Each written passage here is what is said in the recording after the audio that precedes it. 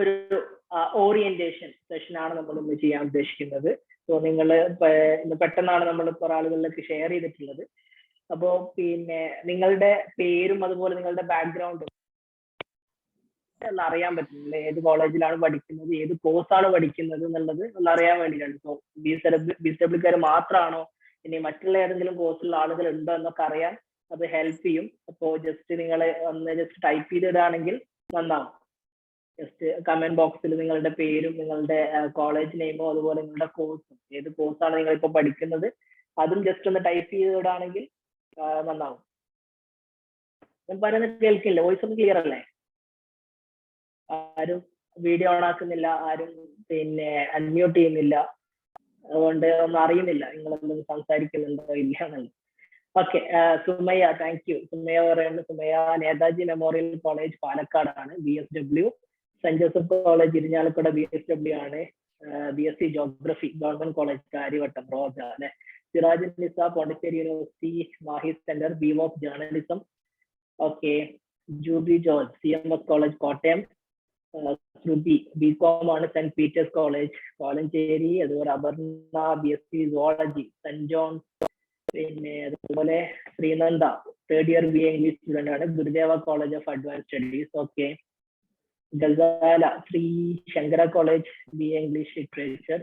Okay, കുറെ ഇംഗ്ലീഷുകാരുണ്ട് അല്ലെ. CMS college Kottayam, MS BSW IGNOU university. Okay, open ആയി ചെയ്യുന്നതാണ്. ഓക്കെ, ജസ്റ്റ് ഒന്ന് ടൈപ്പ് ചെയ്തിട്ടാൽ നന്നാവും. ഓക്കെ, എനിവേ നമ്മൾ ഇന്ന് ഒരു സോഷ്യൽ വർക്ക് മേഖലയില് ഇപ്പോൾ ഞാൻ നമ്മളുടെ ഒരു പ്രോഗ്രാമിന്റെ ഒരു ഇൻട്രൊഡക്ഷൻ പാർട്ടായിട്ട് പറയാം. നമ്മളുടെ ടീം ഇൻക്യുബേഷൻ എന്ന് പറഞ്ഞിട്ടുള്ള കോഴിക്കോടുള്ള NGO എഡ്യൂക്കേഷണൽ NGO ആണ്. അതിന്റെ പ്രീമിയർ എൻട്രൻസ് പ്രിപ്പറേഷൻ പ്രോഗ്രാം എന്ന് പറഞ്ഞിട്ടുള്ള പ്രോഗ്രാമാണ് നമ്മൾ ഇന്ന് അതിന്റെ ഭാഗമായിട്ടാണ് ഇന്ന് നമ്മളിവിടെ ഈ ഒരു പ്രോഗ്രാം ഉള്ളത്.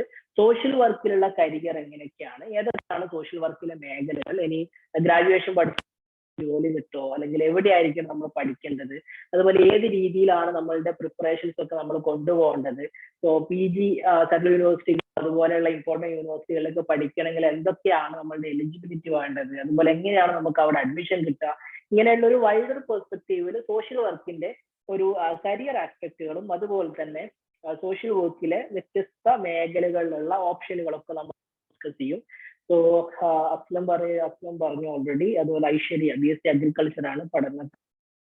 ബാക്കിയുള്ള ആളുകൾ ഉണ്ടെങ്കിൽ ജസ്റ്റ് നിങ്ങളുടെ പേരും നിങ്ങളുടെ കോളേജ് നെയിമും അതുപോലെ നിങ്ങളുടെ കോഴ്സും ജസ്റ്റ് അറിയാൻ വേണ്ടിയിട്ടാണ്. കാരണം BSW മാത്രമല്ല, ഇംഗ്ലീഷും അതുപോലെ സൈക്കോളജിയും പിന്നെ അഗ്രികൾച്ചറും സുവോളജി വ്യത്യസ്ത മേഖലകളിലുള്ള ആളുകൾ ഉള്ളത് കൊണ്ട് തന്നെ നമുക്ക് സോഷ്യൽ വർക്കിനെ കുറച്ച് ഡീറ്റെയിൽ ആയിട്ട് തന്നെ പറയേണ്ടതുണ്ട്. ശരി, ഓക്കെ. നിങ്ങൾ പെപ്പിന്റെ ആദ്യമായിട്ടാണോ പ്രോഗ്രാം അറ്റൻഡ് ചെയ്യുന്നത് അല്ലെങ്കിൽ ഇതിനു മുന്നേ ഏതെങ്കിലും പ്രോഗ്രാം അറ്റൻഡ് ചെയ്തിട്ടുണ്ടോ? ആദ്യമായിട്ടാണോ ഈ പ്രോഗ്രാം അറ്റൻഡ് ചെയ്യുന്നത് അല്ലെങ്കിൽ ഇതിനു മുന്നേ അറ്റൻഡ് ചെയ്തിട്ടുണ്ടോ?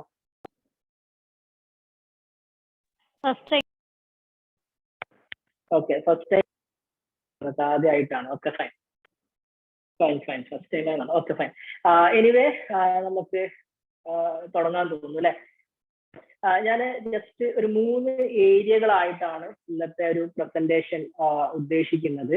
ഒന്ന്, നമ്മളുടെ സോഷ്യൽ വർക്കിലെ ഡിഫറെന്റ് ഡിസിപ്ലിൻസ് അല്ലെങ്കിൽ സോഷ്യൽ വർക്കിന്റെ ഡിഫറെന്റ് സ്പെഷ്യലൈസേഷൻസ്, അതുപോലെ ഏതൊക്കെ മേഖലകളിലാണ് നമുക്ക് സോഷ്യൽ വർക്കിൽ വർക്ക് ചെയ്യാൻ കഴിയുക, ഏതൊക്കെ പൊസിഷനിലാണ് നമുക്ക് വർക്ക് ചെയ്യാൻ കഴിയുക, അതുപോലെ സോഷ്യൽ വർക്കിലെ നമ്മളുടെ ഇന്ത്യയിലെ പ്രശസ്തമായിട്ടുള്ള യൂണിവേഴ്സിറ്റികൾ ഏതൊക്കെയാണ്, അവിടെയുള്ള വ്യത്യസ്ത സ്പെഷ്യലൈസേഷൻ കോഴ്സുകൾ ഏതൊക്കെയാണ്, അതുപോലെ എത്ര പിന്നെ അല്ലെങ്കിൽ ഏതൊക്കെ മേഖലകൾ അല്ലെങ്കിൽ ഏതൊക്കെ പിന്നെ സ്പെഷ്യൽ എക്സാമുകളാണ് അല്ലെങ്കിൽ വ്യത്യസ്ത എക്സാമുകളാണ് സോഷ്യൽ വർക്ക് മേഖലയിൽ എഴുതാനുള്ളത്, അതുപോലെ അതിന്റെ സിലബസ് എന്താണ്, അതെങ്ങനെയാണ് നമുക്ക് ആ എൻട്രൻസുകൾ ക്രാക്ക് ചെയ്യാൻ കഴിയുക, ഇതൊക്കെയായിരിക്കും നമ്മൾ ഇന്ന് ഡിസ്കസ് ചെയ്യുക.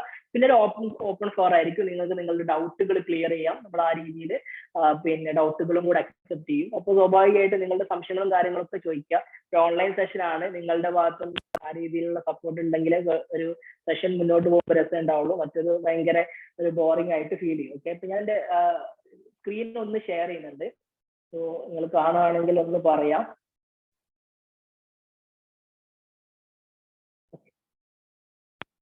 കാണാലോ അല്ലെ?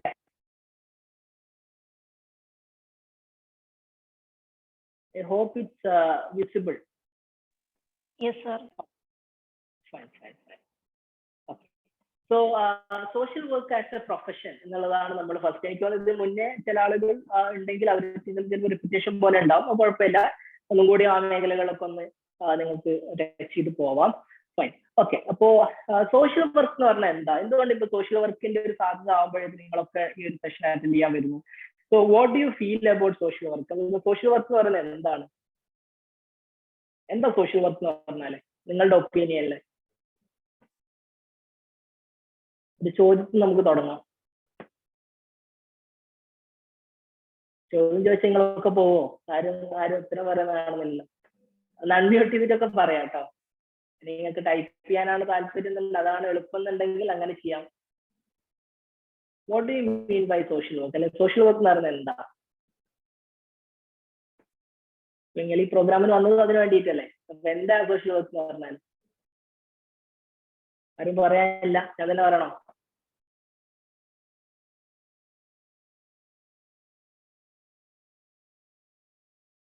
ആരും പറയുന്നത് കേൾക്കുന്നില്ല അല്ലെങ്കിൽ കാണുന്നില്ല. ഓക്കെ. എനിവേ, സോഷ്യൽ വർക്ക് നമുക്കറിയാം വ്യത്യസ്ത ഡിസിപ്ലിൻ പോലെ തന്നെ സാമൂഹിക സേവനം എന്ന് പറയുന്നത്.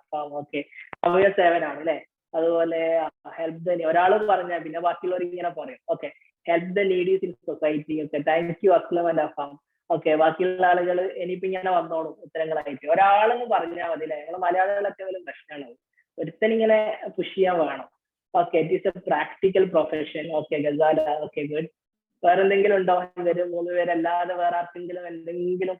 Okay, help the helpless by themself. Okay, Seethalakshmi, great. നല്ലൊരു വെറൈറ്റി ആയിട്ടുള്ള ഒരു കൺസെപ്റ്റ് ആണ്, help the helpless by themself. Okay, fine. വേറെന്തെങ്കിലും? നമ്മള് 50 പേരുണ്ട്, 52 പേരുണ്ട്. ഓക്കെ, 5 പേര് B A professional social service. Okay, good. Okay, so എല്ലാ ആളുകളും പറയുന്ന ഒരു പ്രൊഫഷണൽസ് ആണ് ഇങ്ങനെ പറയുന്നത്. സോ നമുക്കറിയാം സാമൂഹിക സേവനം വ്യത്യസ്ത തരത്തിലുണ്ട് അല്ലെ. ഇപ്പൊ നമ്മള് നാട്ടിലൊക്കെ സാമൂഹ്യ സേവനത്തിൽ ഒരുപാട് വീഡിയോകളൊക്കെ നമ്മൾ കണ്ടിട്ടുണ്ടല്ലേ. ഇപ്പൊ പിന്നെ കുറച്ചു കാലങ്ങൾക്ക് മുന്നേ വൈറലായിട്ട് നിന്ന ഒരുപാട് ആളുകളുണ്ട് അല്ലെ, ഒരുപാട് വ്യത്യസ്ത ആളുകളുണ്ട്. ആളുകളുടെ പേരൊന്നും ഞാൻ പറയുന്നില്ല. അപ്പൊ അവരൊക്കെ ഈ സോഷ്യൽ വർക്ക് പഠിച്ചിട്ടാണോ സോഷ്യൽ മേഖലകളിൽ അല്ലെങ്കിൽ സോഷ്യൽ സർവീസിൽ ഇറങ്ങിയിട്ടുള്ളത് ചോദിച്ചാൽ പലപ്പോഴും അല്ല എന്നുള്ളതാണ്. അപ്പോൾ ഒരു നല്ല രീതിയിൽ ഡൈനാമിക് ആയിട്ടുള്ള ആളുകൾക്ക് ഏറ്റവും കൂടുതൽ ഷൈൻ ചെയ്യാൻ അല്ലെങ്കിൽ അവരുടെ ഒരു പിന്നെ ഗ്രോത്ത് ഉണ്ടാക്കാൻ പറ്റുന്ന ഒരു മേഖലയാണ് സോഷ്യൽ വർക്ക്. അപ്പൊ ഒരു പ്രൊഫഷണലി നമ്മൾ സോഷ്യൽ വർക്കിലേക്ക് ഇറങ്ങുമ്പോൾ നമുക്ക് അതിന് മുമ്പിൽ നമ്മൾ ഉണ്ടാകുന്ന ഓപ്ഷനുകൾ എന്ന് പറയുന്നത് ഈ രീതിയിലുള്ള ഒരു വലിയൊരു മേഖല തന്നെ നമ്മുടെ മുമ്പിലുണ്ട്. കാരണം സാമൂഹ്യ സേവനം എന്ന് പറയുന്നത് മറ്റുള്ള ഒരു മേഖല പോലെയല്ല. അതായത് അത് കൃത്യമായിട്ട് സൊസൈറ്റിയിൽ ഇറങ്ങിയെക്കൊണ്ട് ചെയ്യേണ്ട ഒരു കാര്യമാണ്. അപ്പൊ നേരത്തെ ആരോ മുകളിൽ പറഞ്ഞതുപോലെ പ്രാക്ടിക്കൽ പ്രൊഫഷൻ അല്ലെ, അതായത് പ്രാക്ടിക്കൽ പ്രൊഫഷൻ ആണ്. പ്രാക്ടിക്കലി ആണ് കാര്യങ്ങളൊക്കെ ചെയ്യേണ്ടത്. വ്യത്യസ്തമായിട്ടുള്ള സൊസൈറ്റിയിലുള്ള മാർജിനലൈസ്ഡ് ആയിട്ടുള്ള ആളുകളുടെ ഇടയിൽ കൃത്യമായി നമ്മൾ ഇൻവോൾവ് ചെയ്യുകയും അതിന്റെ റിസൾട്ട് നമുക്ക് അവരിൽ നിന്ന് തന്നെ കാണാനും കഴിയുന്നുള്ളതാണ് ഈ ഒരു മേഖലയുടെ പ്രത്യേകത. സോഷ്യൽ വർക്ക് ഒരു പ്രൊഫഷൻ ആയിട്ട് സ്വീകരിക്കുമ്പോൾ നമുക്ക് അതിൽ പിന്നെ സ്പെഷ്യലൈസ്ഡ് ആയിട്ടുള്ള കോഴ്സുകൾ നമ്മളൊന്ന് പരിചയപ്പെടുന്നത് നന്നാവും. ഒന്ന് ഗ്രാജുവേഷൻ ലെവലിൽ നമുക്കുള്ളത് BSW ആണ്. ഇതിൽ ഒരുപാട് ആളുകൾ BSW ബാക്ക്ഗ്രൗണ്ടിലുള്ള ആളുകളുണ്ട്. ബാച്ചിലർ ഇൻ സോഷ്യൽ വർക്ക് എന്ന് പറഞ്ഞിട്ടുള്ള ഒരു UG കോഴ്സും അതുപോലെ തന്നെ പോസ്റ്റ് ഗ്രാജുവേഷൻ എന്ന് പറയുന്ന MSW അല്ലെങ്കിൽ MA ഇൻ സോഷ്യൽ വർക്ക്. 2 രീതിയിലാണ് ഉള്ളത്. ചില യൂണിവേഴ്സിറ്റികൾ MSW എന്ന് പറയാറുണ്ട്, ചില യൂണിവേഴ്സിറ്റികൾ MA ഇൻ സോഷ്യൽ വർക്ക്. രണ്ടും പോസ്റ്റ് ഗ്രാജുവേഷൻ തന്നെയാണ്. അപ്പൊ വലിയ ഡിഫറൻസ് ഒന്നുമില്ല. ചില ആളുകൾ തെറ്റിദ്ധാരണ ഉണ്ടാവാറുണ്ട്, MSW മാത്രമാണ് നല്ലത്, MA ഇൻ സോഷ്യൽ വർക്ക് മോശമാണെന്നൊക്കെയുള്ള രീതിയിലുള്ള തെറ്റിദ്ധാരണകളുണ്ട്. അതിന്റെ ഒന്നും ആവശ്യമില്ല. രണ്ടും തുല്യമായിട്ട് നമ്മളുടെ പിന്നെ പ്രൊഫഷണൽ രീതിയിൽ നമുക്ക് ഗ്രോത്ത് ഉണ്ടാക്കാൻ പറ്റുന്ന കോഴ്സുകളാണ് രണ്ടും. അപ്പോൾ ഈ രീതിയിൽ മേജർ ആയിട്ടുള്ള പോസ്റ്റ് ഗ്രാജുവേഷൻ കോഴ്സുകൾ, അതിനുശേഷം പിന്നെ സൈക്കാട്രി മേഖലകളിലേക്ക് പോകുന്ന ആളുകൾക്ക് MPhilഉം അതുപോലെ മറ്റുള്ള വ്യത്യസ്ത മേഖലകളിലേക്ക് പോകുന്ന ആളുകൾക്ക് PhD ആണ് ഈ ഒരു മേഖലയിൽ സോഷ്യൽ വർക്കിൽ നമുക്ക് കാണാൻ കഴിയുന്നത്. സോ ഈ ഒരു 3 കോഴ്സുകൾ UG PG ഒരു പിന്നെ പോസ്റ്റ് പിന്നെ PG അതായത് MPhilോ അല്ലെങ്കിൽ PhD, ഇങ്ങനെ ഒരു 3 തലങ്ങളിലായിട്ട് നമുക്ക് എന്ത് ചെയ്യാൻ പറ്റും, ഒരു പ്രൊഫഷണലി സോഷ്യൽ വർക്കിൽ നമുക്ക് ഡിവൈഡ് ചെയ്യാൻ പറ്റും എന്നുള്ളതാണ് നമ്മൾ മനസ്സിലാക്കേണ്ടത്. അപ്പം BSW കഴിഞ്ഞ ആളുകൾക്ക് മാത്രമാണോ സോഷ്യൽ വർക്കിലേക്ക് പോകാൻ പറ്റുക എന്ന് ചോദിച്ചാൽ അല്ല എന്നുള്ളതാണ് നമുക്ക് അതിനുള്ള ഉത്തരം. കാരണം സോഷ്യൽ വർക്ക് എന്ന് പറയുന്നത് സൊസൈറ്റിയിലുള്ളതായതുകൊണ്ട് ഏതൊരു മേഖലയിലുള്ള ആളുകൾക്കും ഇനി ഗ്രാജുവേറ്റിന് എന്ത് ചെയ്യാം, പോസ്റ്റ് ഗ്രാജുവേഷന് നമുക്ക് അപ്ലൈ ചെയ്യാൻ പറ്റുന്നുള്ളതാണ് ഇതിന്റെ ഏറ്റവും വലിയ സവിശേഷത എന്ന് പറയുന്നത്. നമുക്കറിയാം മറ്റുള്ള ചില മേഖലകളിലൊക്കെ നമ്മൾ പോകുന്ന സമയത്ത് പ്യൂർലി ആ മേഖലയിൽ നിന്നുള്ള ബാക്കപ്പ് ഉള്ള ആളുകൾക്കാണ് ആ ഒരു പ്രൊഫഷൻ തന്നെ ഉണ്ടാവാറ്. പക്ഷേ സോഷ്യൽ വർക്കിന്റെ പ്രത്യേകത എന്ന് പറയുന്നത് ഏത് സ്ട്രീം ആയാലും, അതിപ്പോ പിന്നെ മെഡിസിനൽ ബാക്ക്ഗ്രൗണ്ട് ഉള്ള ആളായാലും എഞ്ചിനീയറിംഗ് ബാക്ക്ഗ്രൗണ്ട് ഉള്ള ആളായാലും അല്ലെങ്കിൽ ഏതൊരു ബാക്ക്ഗ്രൗണ്ട് ഉള്ള ആളായാലും അയാൾക്ക് എന്ത് ചെയ്യാം, സോഷ്യൽ വർക്കിലേക്ക് പോസ്റ്റ് ഗ്രാജുവേഷൻ ചെയ്യാൻ വരാം എന്നുള്ളതാണ് അതിന്റെ ഒരു എലിജിബിലിറ്റി ആയിട്ട് പറയുന്നത്. ഇനി നമ്മൾ പിന്നെ MSW അല്ലെ MA സോഷ്യൽ വർക്ക് എടുക്കുന്ന സമയത്ത് നമ്മൾ ഒരുപാട് സ്പെഷ്യലൈസേഷൻസുകൾ കാണാറുണ്ട്. അപ്പോൾ ഞാൻ ഒരു ടോപ്പ് 10 സ്പെഷ്യലൈസേഷൻസ് ഇവിടെ മെൻഷൻ ചെയ്തിട്ടുണ്ട്. സോ അതിൽ ഒന്നാമത്തെ ഒരു ഏരിയ എന്ന് പറയുന്നത് ക്ലിനിക്കൽ ആൻഡ് കൗൺസിലിംഗ് അല്ലെങ്കിൽ ഒരു സൈക്കാട്രി മേഖലയിലുള്ള നമ്മളുടെ പ്യൂർലി നമ്മൾ സൈക്കോളജി റിലേറ്റഡ് ആയിട്ടുള്ള സൈക്കോളജിക്കൽ പ്രോബ്ലംസ് അല്ലെങ്കിൽ ആ രീതിയിലുള്ള ഇഷ്യൂസുകൾ അഡ്രസ് ചെയ്യുന്ന ഒരു ഏരിയ ആണ് ക്ലിനിക്കൽ ആൻഡ് കൗൺസിലിംഗ് അല്ലെങ്കിൽ സൈക്കാട്രി മേഖല എന്ന് പറയുന്നത്. അതുപോലെ ദലിത് ആൻഡ് ട്രൈബൽ സ്റ്റഡീസ് അല്ലെങ്കിൽ ആക്ഷൻ എന്ന് പറഞ്ഞിട്ടുള്ള നമ്മളുടെ ടിസ് ആണ് കൂടുതൽ ഈ ഒരു സ്ഥാപനത്തിനെ അല്ല ഈ ഒരു പിന്നെ ഈ ഒരു ഏരിയനെ ഡൈവേഴ്സിഫൈ ചെയ്തിട്ട് കൃത്യമായിട്ടുള്ള ഒരു സോഷ്യൽ വർക്ക് മേഖലയെ ഇവോൾവ് ചെയ്യുക. അതുപോലെ ഹ്യൂമൻ റിസോഴ്സ് മാനേജ്മെന്റ് ഇപ്പൊ ട്രെൻഡിങ്ങിൽ നിൽക്കുന്ന ഒരു മേഖലയും കൂടിയാണ്. കാരണം നമ്മൾ പലപ്പോഴും MBA HR എന്നുള്ളതാണ് പലപ്പോഴും നമ്മൾ കേൾക്കാറുള്ളത്. പക്ഷേ സോഷ്യൽ വർക്കിലും MHRM എന്ന് പറഞ്ഞിട്ട്, അതായത് പിന്നെ സോഷ്യൽ വർക്കിലും HRM-നെ സ്പെഷ്യലൈസ് ചെയ്യുന്ന സ്ഥാപനങ്ങളുണ്ട് എന്നുള്ളതാണ് മനസ്സിലാക്കാൻ കഴിയുന്നത്. കാരണം അപ്ലിക്കേഷൻ ലെവലിൽ, അതായത് കൃത്യമായി കേസ് സ്റ്റഡികളും ഒക്കെ പരിശോധിച്ചുകൊണ്ട് കൃത്യമായ ആളുകളുടെ ഇടയിൽ വർക്ക് ചെയ്യുന്ന ആളുകളെയും ആർക്ക് ആവശ്യമുണ്ട്, നമ്മളുടെ ഓർഗനൈസേഷൻസിന് ആവശ്യമുണ്ട്. അതുകൊണ്ട് തന്നെ ഹ്യൂമൻ റിസോഴ്സ് മാനേജ്മെന്റും ഒരു ഏരിയ ആയിട്ട് ഡെവലപ്പ് ചെയ്തുകൊണ്ടിരിക്കുകയാണ് ഇപ്പോൾ കൃത്യമായിട്ട് നമുക്ക് കാണാൻ കഴിയും. അതുപോലെ ക്രിമിനോളജി ആൻഡ് കറക്ഷൻ അഡ്മിനിസ്ട്രേഷൻ, നമ്മളുടെ ജയിൽ, അതുപോലെ കുറ്റകൃത്യങ്ങളും അതുപോലെയുള്ള പ്രശ്നങ്ങളും അതുപോലെ ക്രിമിനൽസുമായിട്ടുള്ള റിലേഷൻസുകളും അവരുടെ ഒരു സൈക്കോളജിക്കൽ പെർസ്പെക്റ്റീവും അവരുടെ ഒരു ക്രിമിനൽ പശ്ചാത്തലങ്ങൾ ഇതൊക്കെ പഠിച്ചുകൊണ്ട് അവരുടെ ഒരു സോഷ്യൽ സ്ട്രക്ചറിനെ ഒക്കെ കൃത്യമായി അനലൈസ് ചെയ്യുന്ന ഒരു മേഖലയാണ് ഈ ഒരു ക്രിമിനോളജി ആൻഡ് കറക്ഷൻ അഡ്മിനിസ്ട്രേഷൻ എന്ന് പറയുന്നത്. ഫാമിലി ചൈൽഡ് വെൽഫെയർ, നമ്മളൊക്കെ ഫാമിലിയിൽ ജീവിക്കുന്ന ആളുകളാണ്, നമ്മളൊക്കെ കുട്ടികളുടെ ഇടയിൽ ജീവിക്കുന്ന ആളുകളാണ്. ബ്രോക്കൺ ഫാമിലീസിനെ കുറിച്ചൊക്കെ നമ്മൾ കേൾക്കുന്നതാണ്. ഇവരൊക്കെ ഒരു റീഹാബിലിറ്റേഷൻ മേഖലകൾ വർക്ക് ചെയ്യുന്നത്. അതുപോലെയുള്ള ഒരുപാട് NGOs ഇവിടുത്തെ നമുക്ക് ജോബ് കിട്ടാൻ വളരെ ഹെൽപ്ഫുൾ ആവുന്ന ഒരു കോഴ്സാണ് MSW എന്ന് പറയുന്നത്. അതുപോലെ തന്നെ urban and rural community development, അതുപോലെ ഇൻഡസ്ട്രിയൽ റിലേഷൻ, ലേബർ വെൽഫെയർ, ഞാൻ നേരത്തെ പറഞ്ഞ MHRM-നെ കണക്ട് ചെയ്തുകൊണ്ടുള്ള ഒരു ഡിഫറൻസൈസേഷൻ ആണ്. അതുപോലെ കമ്മ്യൂണിറ്റി ഓർഗനൈസേഷൻ ആൻഡ് ഡെവലപ്മെന്റ്, വളരെ പിന്നെ ആളുകളുടെ ഇടയിൽ കൂടുതലായിട്ട് ഇൻവോൾവ് ആവാനും സൊസൈറ്റിയിലുള്ള കമ്മ്യൂണിറ്റിയിലുള്ള പ്രശ്നങ്ങൾ അഡ്രസ് ചെയ്യാനും അതുപോലെയുള്ള പ്രൊജക്ടുകൾ ഡെവലപ്പ് ചെയ്യാനും അതിനൊക്കെ പറ്റുന്ന ഒരു ഏരിയ ആണ് കമ്മ്യൂണിറ്റി ഓർഗനൈസേഷൻ ആൻഡ് ഡെവലപ്മെന്റ് എന്ന് പറയുന്നത്. അതുപോലെ ഡിസബിലിറ്റി എന്ന് പറയുന്നത് നമുക്കറിയാം, വ്യത്യസ്ത ഡിസേബിൾഡ് ആയിട്ടുള്ള ആളുകൾ ഉള്ളത് കൊണ്ട് തന്നെ ആ മേഖലയിൽ ഇപ്പോ കുട്ടികളിലായിക്കോട്ടെ മുതിർന്നവരിലായിക്കോട്ടെ പാരലൈസ്ഡ് ആയിട്ട് ആളുകൾ വ്യത്യസ്ത തലങ്ങളിലുള്ള ഒരു മെഡിക്കൽ അല്ലെങ്കിൽ ഈ ഒരു പിന്നെ നമ്മളുടെ ഡിസേബിൾഡ് ആളുകളുടെ ഇടയിൽ വർക്ക് ചെയ്യാനും ഈ ഒരു മേഖല നമ്മളെ ഹെൽപ്പ് ചെയ്യുന്നുള്ളതാണ് മനസ്സിലാക്കേണ്ടത്. ഇപ്പൊ ഒരു റീസെന്റ്, അതായത് പറഞ്ഞ ഒരു 5 വർഷമായിട്ട് ഇന്ത്യയിൽ ഏറ്റവും കൂടുതൽ ആളുകൾ, അതായത് മെഡിക്കൽ പ്രൊഫഷണൽസ് പോലും വന്ന് പഠിക്കുന്ന ഒരു മേഖലയാണ് പബ്ലിക് ആൻഡ് മെന്റൽ ഹെൽത്ത് എന്ന് പറയുന്ന മേഖല. അതായത് നമ്മളുടെ പബ്ലിക് പിന്നെ മെഡിക്കൽ സിസ്റ്റം അല്ലെങ്കിൽ പബ്ലിക് പിന്നെ റിലേറ്റഡ് ആയിട്ടുള്ള MPH ഒക്കെ പോലെയുള്ള വ്യത്യസ്ത തലത്തിലുള്ള കോഴ്സുകൾ നമുക്ക് ഈ മേഖലയിൽ കാണാൻ കഴിയുന്നുണ്ട്. കാരണം ഈ ഒരു പാൻഡമിക് ഒക്കെ വന്നതിന് ശേഷം കൂടുതൽ ആളുകൾ സോഷ്യൽ വർക്കിൽ കൂടുതൽ ഈ സോഷ്യൽ എപ്പിഡമോളജി ഒക്കെ പോലെയുള്ള പിന്നെ പബ്ലിക് ഹെൽത്തുമായി ബന്ധപ്പെട്ടിട്ടുള്ള അഡ്മിനിസ്ട്രേറ്റീവ് ലെവലിലും അതുപോലെ തന്നെ ഫീൽഡിലും വർക്ക് ചെയ്യാനും സോഷ്യൽ വർക്കിന്റെ ആളുകളെ ഗവൺമെന്റ് പോലും അല്ലെങ്കിൽ WHO പോലെയുള്ള ഇന്റർനാഷണൽ ഓർഗനൈസേഷൻസ് എന്ത് ചെയ്യുന്നുണ്ട്, ആളുകളെ തേടുന്നുണ്ട് എന്നുള്ളതാണ് നമുക്ക് മനസ്സിലാക്കാൻ കഴിയും. അപ്പോൾ ഇത്രത്തോളം ഇത് 10 അല്ല, ഇതിലും കൂടുതൽ സ്പെഷ്യലൈസേഷൻസ് ഉണ്ട്. പക്ഷേ ടോപ്പ് 10 സ്പെഷ്യലൈസേഷൻസ് ആയിട്ട് പിന്നെ നമുക്ക് മനസ്സിലാക്കാൻ കഴിയുന്ന ഈ മേഖലകളാണ്. ഇതിൽ പല കോഴ്സുകളും നമുക്ക് നമ്മളുടെ ഇന്ത്യയിലെ വ്യത്യസ്ത സെൻട്രൽ യൂണിവേഴ്സിറ്റികളും അതുപോലെ തന്നെ ടിസ് പോലെയുള്ള പ്രൈവറ്റ് സ്ഥാപനങ്ങളും നമുക്ക് ഈ ഒരു മേഖലകളിലുള്ള കോഴ്സുകളെ കാണാൻ കഴിയുന്നത് മനസ്സിലാക്കുന്നത്. അപ്പോൾ ഇതാണ് നമ്മളുടെ ഒരു സ്പെഷ്യലൈസേഷൻ. ഇപ്പൊ നമ്മളൊരു MSW-ലേക്ക് പോകുന്ന സമയത്ത് സ്വാഭാവികമായിട്ടും നമ്മൾ എന്നുള്ളത് ഡിഫൈൻ ചെയ്യേണ്ടത് നമ്മളാണ് തീരുമാനിക്കേണ്ടത്. നമ്മളുടെ ക്യാരക്ടർ അനുസരിച്ച്, നമ്മളുടെ ഒരു ഏരിയ അനുസരിച്ച്, നമ്മളുടെ ഒരു ഇൻവോൾവ്മെന്റ്, നമ്മളുടെ ഒരു ഇൻട്രസ്റ്റ്. ഇപ്പൊ ഒരു ഫാമിലി കൗൺസിലർ ആവാനോ അല്ലെങ്കിൽ ഒരു ക്ലിനിക്കൽ എക്സ്പോഷർ ഉള്ള ആളാണ്, രണ്ടും രണ്ട് കോഴ്സാണ് ചൂസ് ചെയ്യുന്നത്. സ്വാഭാവികമായിട്ട് അവർക്ക് എന്ത് ചെയ്യാം, ക്ലിനിക്കലിൽ പോകുന്ന ആളുകൾക്ക് അതിൽ പോവാം, ഫാമിലി അല്ലെങ്കിൽ ചൈൽഡ് റിലേറ്റഡ് ആയിട്ടുള്ള സാധനം. അപ്പോൾ നമ്മളാണ് തീരുമാനിക്കേണ്ടത് നമ്മളുടെ ക്യാരക്ടർ അനുസരിച്ച്, നമ്മളുടെ ഒരു പിന്നെ പേഴ്സണാലിറ്റിക്കും ആപ്റ്റിറ്റ്യൂഡിനും ഇൻട്രസ്റ്റിനൊക്കെ അനുസരിച്ചായിരിക്കും നമ്മളുടെ കരിയറിൽ ഏത് സ്പെഷ്യലൈസേഷൻ നമ്മൾ ചൂസ് ചെയ്യണം എന്നുള്ളത് തീരുമാനിക്കുന്നത്. അപ്പോൾ പലപ്പോഴും ആളുകൾ ചോദിക്കുക, സർ ഇതിൽ ഏതാണ് ഞാൻ ചൂസ് ചെയ്യേണ്ടത്, ഏതാണ് എളുപ്പം, അല്ലെങ്കിൽ ഏതാണ് കൂടുതൽ ജോലി സാധ്യത? ഇപ്പൊ ജോലി സാധ്യത എന്ന് പറയുന്ന സമയത്ത് പലപ്പോഴും നമ്മൾ മനസ്സിലാക്കേണ്ടത് നമ്മളുടെ ആപ്റ്റിറ്റ്യൂഡും നമ്മളുടെ സ്കില്ലും ആണ് നമ്മൾ അതിൽ, അല്ലെങ്കിൽ നമ്മളുടെ എക്സ്പീരിയൻസും എക്സ്പോഷറും ആണ് നമ്മൾ എന്ത് ചെയ്യാം വ്യത്യസ്തമായിട്ട് മാറ്റി നിർത്തുക. അപ്പൊ ഇവിടെ ഏതാണോ നമ്മളുടെ ആപ്റ്റിറ്റ്യൂഡ്, അല്ലെങ്കിൽ നമ്മളുടെ പിന്നെ പാഷൻ ഏതാണോ, നമ്മളുടെ ഇൻട്രസ്റ്റ് ഏതാണോ, അതിനനുസരിച്ച് എന്ത് ചെയ്യുക, നമ്മൾ ഒരു സ്പെഷ്യലൈസേഷൻ ചൂസ് ചെയ്യുകയും കൃത്യമായിട്ട് ആ മേഖലകളിലേക്ക് നമ്മൾ പോകാനും വേണ്ടിയിട്ടാണ് ശ്രമിക്കേണ്ടത്. ഇത് ക്ലിയർ ആണോ? ഞാൻ ഈ 10 സ്പെഷ്യലൈസേഷൻ പറഞ്ഞിട്ടുണ്ട്, ഞാൻ സ്പീഡിലാണ് പറയുന്നത്. അപ്പോ എന്തെങ്കിലും സംശയങ്ങളോ കാര്യങ്ങളോ ഉണ്ടോ? ഉണ്ടെങ്കിൽ ചോദിക്കാം, അല്ലെങ്കിൽ നമുക്ക് ഇങ്ങനെ കണ്ടിന്യൂ ചെയ്യാം. എന്നിട്ട് ഒരു പീരീഡ് കഴിയുമ്പോൾ നമുക്ക് എന്ത് ചെയ്യാം, സംശയങ്ങളിലേക്ക് വരാം. ഇത് ക്ലിയർ ആണോ മക്കളെ? ഞാൻ പറയുന്നത് ക്ലിയർ ആണോ?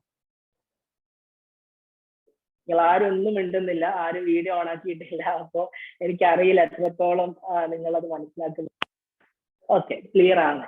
ഓക്കെ, ഓക്കെ, അങ്ങനെയാണ് ഞാൻ അടുത്ത ഒരു സ്ലൈഡിലേക്ക് പോട്ടെ കേട്ടോ. Okay, fine. ഇനി നമ്മൾ സ്പെഷ്യലൈസേഷൻസ് ഒക്കെ കഴിഞ്ഞു, നമ്മൾ MSW കഴിഞ്ഞു എന്ന് വിചാരിക്കുക.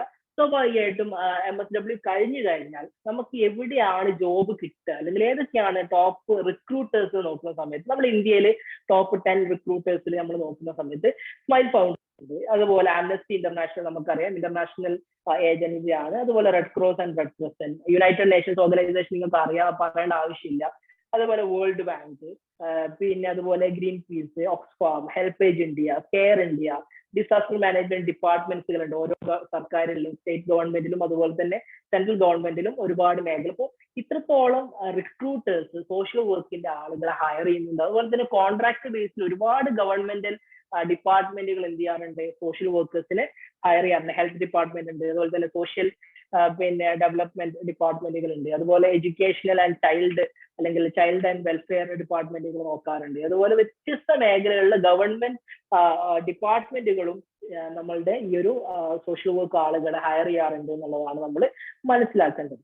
ഇനി നമ്മൾ സോഷ്യൽ വർക്കിന്റെ സ്പെഷ്യലൈസേഷൻസ് പറഞ്ഞു, അതുപോലെ ഏതൊക്കെയാണ് റിക്രൂട്ടേഴ്സ് നമ്മൾ പറഞ്ഞു. ഇനി ഈ ഒരു സോഷ്യൽ വർക്കിലേക്ക് എത്താൻ, അല്ലെങ്കിൽ നമ്മളുടെ മുമ്പിൽ പലപ്പോഴും നമ്മൾ കേരളത്തിൽ ഒരു ഗ്രാജുവേഷൻ കഴിഞ്ഞു കഴിഞ്ഞാൽ നമ്മളുടെ മുമ്പിൽ ഒരു പോസ്റ്റ് ഗ്രാജുവേഷന്റെ സമയം വരുന്ന സമയത്ത് ലിമിറ്റഡ് സീറ്റുകൾ മാത്രമേ നമ്മളുടെ സോഷ്യൽ വർക്ക് മേഖലയിൽ ഉള്ളൂ എന്നുള്ളതാണ് നമ്മളൊരു ചാലഞ്ച് ഫേസ് ചെയ്യുന്നത്. അപ്പോൾ സ്വാഭാവികമായിട്ടും നമ്മൾ അപ്പൊ ചിന്തിക്കേണ്ട ഒരു കാര്യം എന്ന് പറയുന്നത് പ്രീമിയർ ഇൻസ്റ്റിറ്റ്യൂട്ടുകളിലാണ്, അല്ലെ? പ്രീമിയർ ഇൻസ്റ്റിറ്റ്യൂട്ട് എന്ന് പറയുന്ന സമയത്ത് വ്യത്യസ്ത സ്ഥാപനങ്ങളുണ്ട്. ഇപ്പോൾ സെൻട്രൽ യൂണിവേഴ്സിറ്റികളുണ്ട്, അതുപോലെ തന്നെ സ്റ്റേറ്റ് യൂണിവേഴ്സിറ്റികളുണ്ട്, അതുപോലെ ഓട്ടോണമസ് സ്ഥാപനങ്ങളുണ്ട്, അതുപോലെ ഡീംഡ് യൂണിവേഴ്സിറ്റികളുണ്ട്, പ്രൈവറ്റ് യൂണിവേഴ്സിറ്റികൾ, ഇങ്ങനെ വ്യത്യസ്ത തലത്തിൽ നമ്മളുടെ ഹയർ എഡ്യൂക്കേഷണൽ ഇൻസ്റ്റിറ്റ്യൂഷൻസിനെ നമുക്ക് ക്ലാസിഫൈ ചെയ്യാൻ പറ്റും.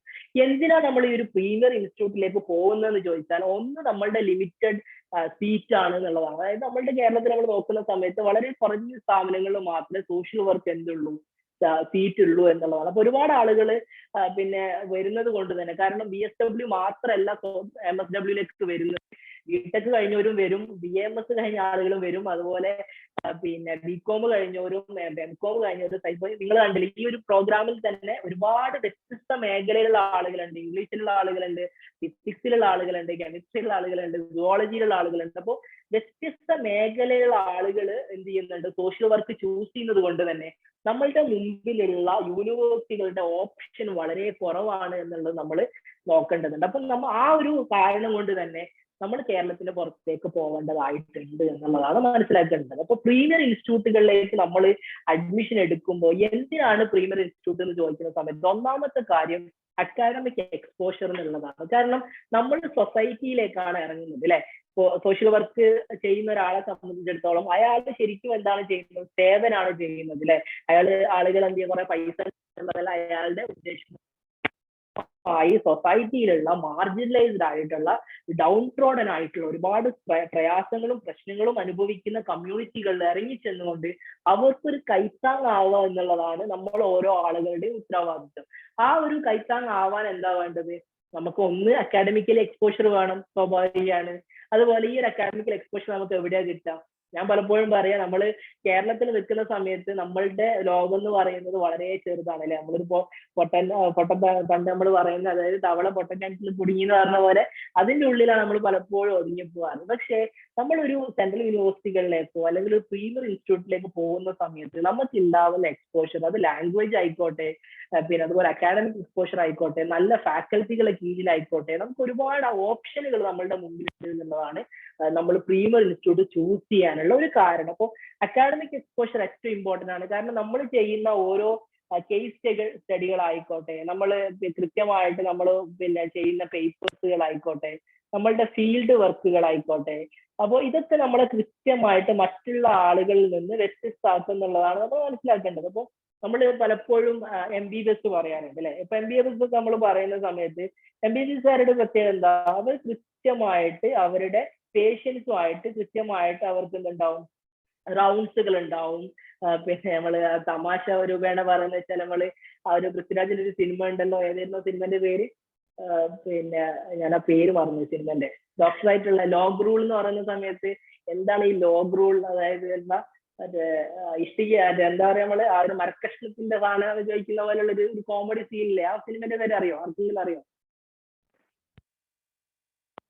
പൃഥ്വിരാജൊക്കെ ഒരു പിന്നെ ഇതായിട്ടുള്ള അയാളും ഞാനും തമ്മിൽ അതന്നെ ശ്രീഷ്മ, താങ്ക് യു. ഓക്കെ, എന്താ പറയുക, അതിലുള്ള ഒരു വിറ്റായിട്ടുള്ള ഒരു സാധനം അല്ലേ ലോഗ് റൂൾ എന്നൊക്കെ പറയുന്ന സമയത്തിൽ അവര് കൃത്യമായിട്ട് എന്തുണ്ട്, ഓരോ പേഷ്യൻസിലും പോയിട്ട് കൃത്യമായിട്ട് അവരുമായിട്ട് പിന്നെ അല്ലെങ്കിൽ ഇന്ററാക്ഷൻ ചെയ്ത് കേസ് സ്റ്റഡികളായി പഠിച്ച് എന്നിട്ടാണ് അവർ കേസുകൾ എടുക്കുന്നത്. അപ്പൊ ഇതുപോലെ തന്നെ സോഷ്യൽ വർക്കിലുള്ള ഒരു പ്രത്യേകത എന്ന് പറയുന്നത് ഫീൽഡ് വർക്ക് എത്രത്തോളം നമുക്കുണ്ടോ അതിനനുസരിച്ചായിരിക്കും നമ്മളൊരു നല്ല സോഷ്യൽ വർക്കർ ആവുക. കാരണം നമ്മൾ കുറെ അക്കാഡമിക് എക്സ്പോഷർ എന്ന് പറയുന്ന സമയത്ത് കുറെ പുസ്തകങ്ങൾ കാണുക എന്നുള്ളതല്ല, കൃത്യമായിട്ട് കേസ് സ്റ്റഡികൾ നോക്കുക, പേപ്പർ പ്രസന്റേഷനുകൾ പോലെയുള്ള സാധനങ്ങളിലേക്ക് നമ്മൾ പോവുക, അതുപോലെ ഫീൽഡ് വർക്കുകൾ ഉണ്ടാവുക, ഇതൊക്കെയാണ് അക്കാഡമിക് എക്സ്പോഷർ കൊണ്ട് നമ്മൾ മനസ്സിലാക്കേണ്ടത്. പിന്നെ അതുപോലെ തന്നെ കൃത്യമായിട്ട് ഉള്ള ഫാക്കൽറ്റികൾ, റിനോഡ് ആയിട്ടുള്ള ഇന്ത്യയിലെ പ്രശസ്തമായിട്ടുള്ള സോഷ്യൽ വർക്ക് മൂവ്മെന്റുകളുടെ ഭാഗമായിക്കൊണ്ടൊക്കെ പാർട്ടിസിപ്പേറ്റ് ചെയ്യുന്ന ഇന്ത്യയിലെ പ്രശസ്തമായിട്ടുള്ള ആളുകളായിരിക്കും നമ്മളെ പഠിപ്പിക്കുന്നുണ്ടാവും. അതുപോലെ തന്നെ പറയേണ്ട ആവശ്യമില്ല, അഡ്വാൻസ്ഡ് ഇൻഫ്രാസ്ട്രക്ചർ ആയിരിക്കും ഓരോ സെൻട്രൽ യൂണിവേഴ്സിറ്റികളിൽ ഉണ്ടാകുന്നത്. ലൈബ്രറി ഫെസിലിറ്റി ആയിക്കോട്ടെ, നമ്മളുടെ വൈഫൈ ഫെസിലിറ്റി ആയിക്കോട്ടെ, നെറ്റ്വർക്കിംഗ്, മറ്റുള്ള ആളുകളായിട്ടുള്ള കണക്ഷൻ ആയിക്കോട്ടെ, ലാംഗ്വേജ് ഡെവലപ്മെന്റ് പിന്നെ പറയേണ്ട ആവശ്യമില്ല. കാരണം നമുക്കറിയാം ഇന്ത്യയിൽ നമ്മളുടെ ലാംഗ്വേജ് നോക്കുന്ന സമയത്ത് ഏകദേശം 58% പോപ്പുലേഷൻ സംസാരിക്കുന്നത് ഹിന്ദി ഭാഷയാണ്. അപ്പൊ ഇങ്ങനെ ഹിന്ദി ഭാഷ നമുക്ക് അറിയില്ലെങ്കിൽ, ഇപ്പൊ ഞാൻ ജാമിയ മില്ലിയ ഇസ്ലാമിയിലാണ് ഞാൻ എൻ്റെ മാസ്റ്റേഴ്സ് ചെയ്യുന്നത്. അപ്പോ ഞങ്ങൾ ഭയങ്കര കോമഡി ആയിട്ടുള്ള സാധനം ഉണ്ടെന്ന് വെച്ചാൽ നമുക്ക് ഈ കുളത്തിന്റെ പേരെന്താന്ന് അറിയില്ല. അപ്പൊ നമ്മള് ഒരു സമയത്ത് പിന്നെ ഓഫീസ് ഇവിടെ പോയിട്ട് ഷോപ്പിൽ പോയിട്ട് കുളത്തിന് നമുക്ക് പറയാൻ അറിയില്ല, എന്താ ഈ പറയേണ്ടതെന്ന് അറിയില്ലല്ലോ. അപ്പൊ നമ്മളിങ്ങനെ ഡോറ് കാണിച്ചു കൊടുത്തിട്ട് കുറെ ഞങ്ങൾ പറഞ്ഞു ലോക്ക് ലോക്ക് എന്നൊക്കെ പറഞ്ഞു നോക്കി, പക്ഷെ മൂപ്പർക്ക് ലോക്കും മനസ്സിലാകുന്നില്ല, ഇത് മനസ്സിലാവും. കുറെ ഇതിങ്ങനെ കാണിച്ചു കൊടുത്തു, ഒന്നും രക്ഷയില്ല. അപ്പൊ എന്ത് ചെയ്ത് അവിടെ ഉള്ള ഡോറ് ഇതാക്കിയിട്ട് അതിങ്ങനെ കാണിച്ചു കൊടുക്കേണ്ട അവസ്ഥ വന്നത്. ഭാഷന്റെ പ്രശ്നം നമ്മൾ പലപ്പോഴും മലയാളികളുടെ പ്രശ്നം വെച്ചാൽ നമ്മൾ ഏത് യൂണിവേഴ്സിറ്റി പോയി കഴിഞ്ഞാൽ നമ്മൾ വേഗം നമ്മളുടെ ഒരു സർക്കിൾ ഉണ്ടാക്കും, എന്നിട്ട് നമ്മൾ പിന്നെ അവിടെ ഫുൾ ഉത്സവമായിരിക്കും, നമ്മളുടെ ഓണവും പരിപാടിയും ഇതൊക്കെ ആയിരിക്കും. അപ്പോ ഇങ്ങളൊക്കെ പോകുന്ന ആളുകളോട് പറയാനുള്ളതെന്ന് വെച്ചാൽ മാക്സിമം നിങ്ങൾ എന്ത് ചെയ്യുക, ലാംഗ്വേജ് ഡെവലപ്പ് ചെയ്യാൻ വേണ്ടി ശ്രമിക്കുക. കാരണം ഭാഷ എന്ന് പറയുന്നത് നമ്മളെ ആളുകളെ കണക്ട് ചെയ്യാൻ വേണ്ടിയിട്ട് ഉപയോഗിക്കുന്ന ഒരു ടൂളാണ് അല്ലെ. കണക്ട് ചെയ്യാൻ ഉപയോഗിക്കാൻ പറ്റുന്ന സാധനമാണ് ലാംഗ്വേജ് എന്ന് പറയുന്നത്. ഈ ലാംഗ്വേജ് നമ്മൾ പഠിച്ചു കഴിഞ്ഞാൽ, ഹിന്ദി നമ്മൾ കൃത്യമായിട്ട് പഠിച്ചു കഴിഞ്ഞാൽ നമ്മളുടെ മുമ്പിൽ ഏകദേശം 58% പോപ്പുലേഷൻ, ഇന്ത്യയിൽ 58% പോപ്പുലേഷൻ എന്ന് പറഞ്ഞാൽ എത്രയായി, 130 കോടിയിൽ ഏകദേശം 65-70 കോടി ജനങ്ങളുമായിട്ട് ഇന്ററാക്ട് ചെയ്യാൻ നമ്മളുടെ ഭാഷ നമ്മളെ ഹെൽപ്പ് ചെയ്യും എന്നുള്ളതാണ്. അപ്പോൾ മലയാളം മാത്രം പഠിക്കുകയാണെങ്കിൽ നമ്മളുടെ മുമ്പിലുള്ള 3.5 കോടി ജനങ്ങളിലാണ് നമ്മളുടെ ഒരു ആക്സസ് എന്ന് പറയുന്നത്. തമിഴാണെങ്കിൽ തമിഴ്നാട്, കർണാടകയാണെങ്കിൽ കന്നഡ മാത്രമേ നമ്മളുടെ മുമ്പിലുള്ളൂ. പക്ഷെ നമ്മൾ ഹിന്ദി പഠിക്കുകയാണെങ്കിൽ, നമുക്ക് കൃത്യമായിട്ട് ഹിന്ദിയിൽ ആളുകളുമായി കമ്മ്യൂണിക്കേറ്റ് ചെയ്യാൻ പറ്റുകയാണെങ്കിൽ നമുക്ക് ഒരുപാട് സംസ്ഥാനങ്ങളിലേക്ക് ആക്സസ്, ഇന്ത്യ മുഴുവൻ നമുക്ക് ആക്സസ് കിട്ടുന്ന ഒരു രീതിയിൽ നമുക്ക് ജോബ്. അപ്പൊ ജോബിന് നമ്മൾ തപ്പിപ്പോകേണ്ട ആവശ്യമില്ല, നമുക്ക് മുമ്പ് തന്നെ ജോബ് ഉണ്ടാവും. നോർത്ത് ഇന്ത്യയിൽ നമുക്ക് വർക്ക് ചെയ്യാം. നമ്മളിപ്പോ റിയൽ ഇന്ത്യ ഒക്കെ കാണണമെങ്കിൽ നമ്മൾ ശരിക്കും എന്ത് ചെയ്യണം, യഥാർത്ഥ ഇന്ത്യ കാണണമെങ്കിൽ റൂറൽ ഏരിയയിലേക്ക് പോകണം. അത് കൃത്യമായിട്ട് പോയി കഴിഞ്ഞാൽ നമ്മൾ മനസ്സിലാവും. നമ്മൾ കേരളത്തിൽ നിന്നുകൊണ്ട് നമ്മൾ ഒരിക്കലും ഇന്ത്യയെ വിലയിരുത്താൻ പാടില്ല. അപ്പോൾ ഈ യാത്രകളും ഈ രീതിയിലുള്ള എക്സ്പോഷറുകളും ലാംഗ്വേജും അതുപോലെയൊക്കെ നമുക്ക് എന്ത് ചെയ്യാൻ പറ്റും, ഹെൽപ്പ് ചെയ്യും എന്നുള്ളതാണ് നമ്മൾ പ്രീമിയർ ഇൻസ്റ്റിറ്റ്യൂട്ടിലേക്ക് പോകാനുള്ള ഒരു റീസൺ എന്ന് പറയുന്നത് അല്ലെ.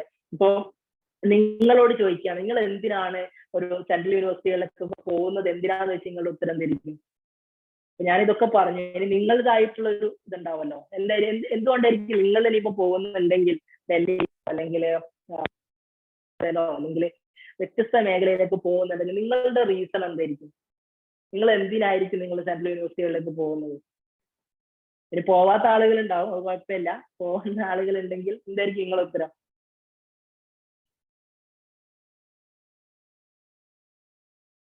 നിങ്ങൾ ആരും മിണ്ടാത്ത ആൾക്കാരാ.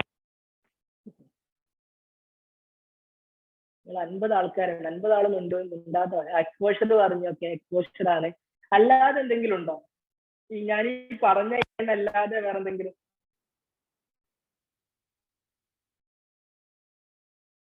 Yes yes yes. ശ്രീഷ്മ പറഞ്ഞ സ്ഥലം കാണാത്ത നാട്ടിലെ ആൾക്കാരെ കാണാൻ വേണ്ടിയിട്ടാണ്. Okay great, okay good Sreeshma. വേറെ ആരെങ്കിലും ഉണ്ടോ? പേഴ്സണലി ഡെവലപ്മെന്റ് ആണ്, ഓക്കെ പേഴ്സണൽ ഡെവലപ്മെന്റ് ഉണ്ടാവാൻ വേണ്ടിയിട്ട്, ഓക്കെ ലാംഗ്വേജ് ഡെവലപ്പ് ചെയ്യാൻ, ഓക്കെ നമ്മൾ പറഞ്ഞു ലാംഗ്വേജ് ഡെവലപ്മെന്റ് പറഞ്ഞു. അല്ലാതെ ഇതല്ലാതെ ഒരു സാധനം ഉണ്ട്, നിങ്ങളൊക്കെ അതിലേക്ക് എത്തും. അതൊരു ഒരു ഹോം സിക്നെസ് മാറും എന്ന് പറയണ്ട ആൽഫി. ഓക്കെ ഹോം സിക്നെസ് മാറും. ഓക്കെ വേറെ വേറെ എന്തെങ്കിലും സെൽഫ് ഇൻഡിപെൻഡന്റ് ആവാന്നുള്ളതാണ്. ഓക്കെ അതായിരിക്കാം നെറ്റ്വർക്കിങ്ങിന് വേണ്ടിയിട്ട്. ഓക്കെ അതല്ലാതെ വേറെ എന്തെങ്കിലും? നെറ്റ്വർക്കിംഗ് എന്നല്ല, ഇതൊന്നല്ല, സിമ്പിൾ ആയിട്ട് സിമ്പിൾ സാധനം എന്താ? വാല്യൂ. ഓക്കെ ഇതൊക്കെ കുറച്ച് മേഖലയിലൊക്കെ കുറച്ചൊരു സാധനം, ഇത് സിമ്പിൾ ആയിട്ടുള്ള സാധനം. Placement, facility, better job opportunity, ഇത്രയൊന്നും ഇല്ല. ഇതൊക്കെ കുറച്ചും കൂടെ ഒരു അക്കാഡമിക്കൽ സാധനമല്ലേ? വൈഡ് ഓപ്പർച്യൂണിറ്റി, സിമ്പിൾ ആയിട്ടുള്ള സാധനം. മാസ്റ്റേഴ്സ് എക്സ്പ്ലോർ ചെയ്യാനൊക്കെ, എക്സ്പ്ലോർ ചെയ്യാന്ന് കുറെ ആളുകൾ പറയുന്നുണ്ട്. Okay campus independent, self improvement, okay ഇതൊന്നല്ല ഞാൻ ഉദ്ദേശിക്കുന്നത്. യാത്ര ചെയ്യാൻ എത്ര ആളുകൾക്ക് ഇഷ്ടമുണ്ട്? യാത്ര ചെയ്യാൻ. ഓക്കെ ഉണ്ട്. ഓക്കെ അപ്പൊ നിങ്ങൾക്ക് ഇഷ്ടപ്പെട്ട ഒരു 2 സ്ഥലത്തിന്, നിങ്ങൾ ആഗ്രഹിക്കുന്ന 2-3 സ്ഥലത്തിന്റെ പേരെന്ന ടൈപ്പിൽ നിങ്ങൾക്ക് ഇഷ്ടമുള്ള 2-3 സ്ഥലം?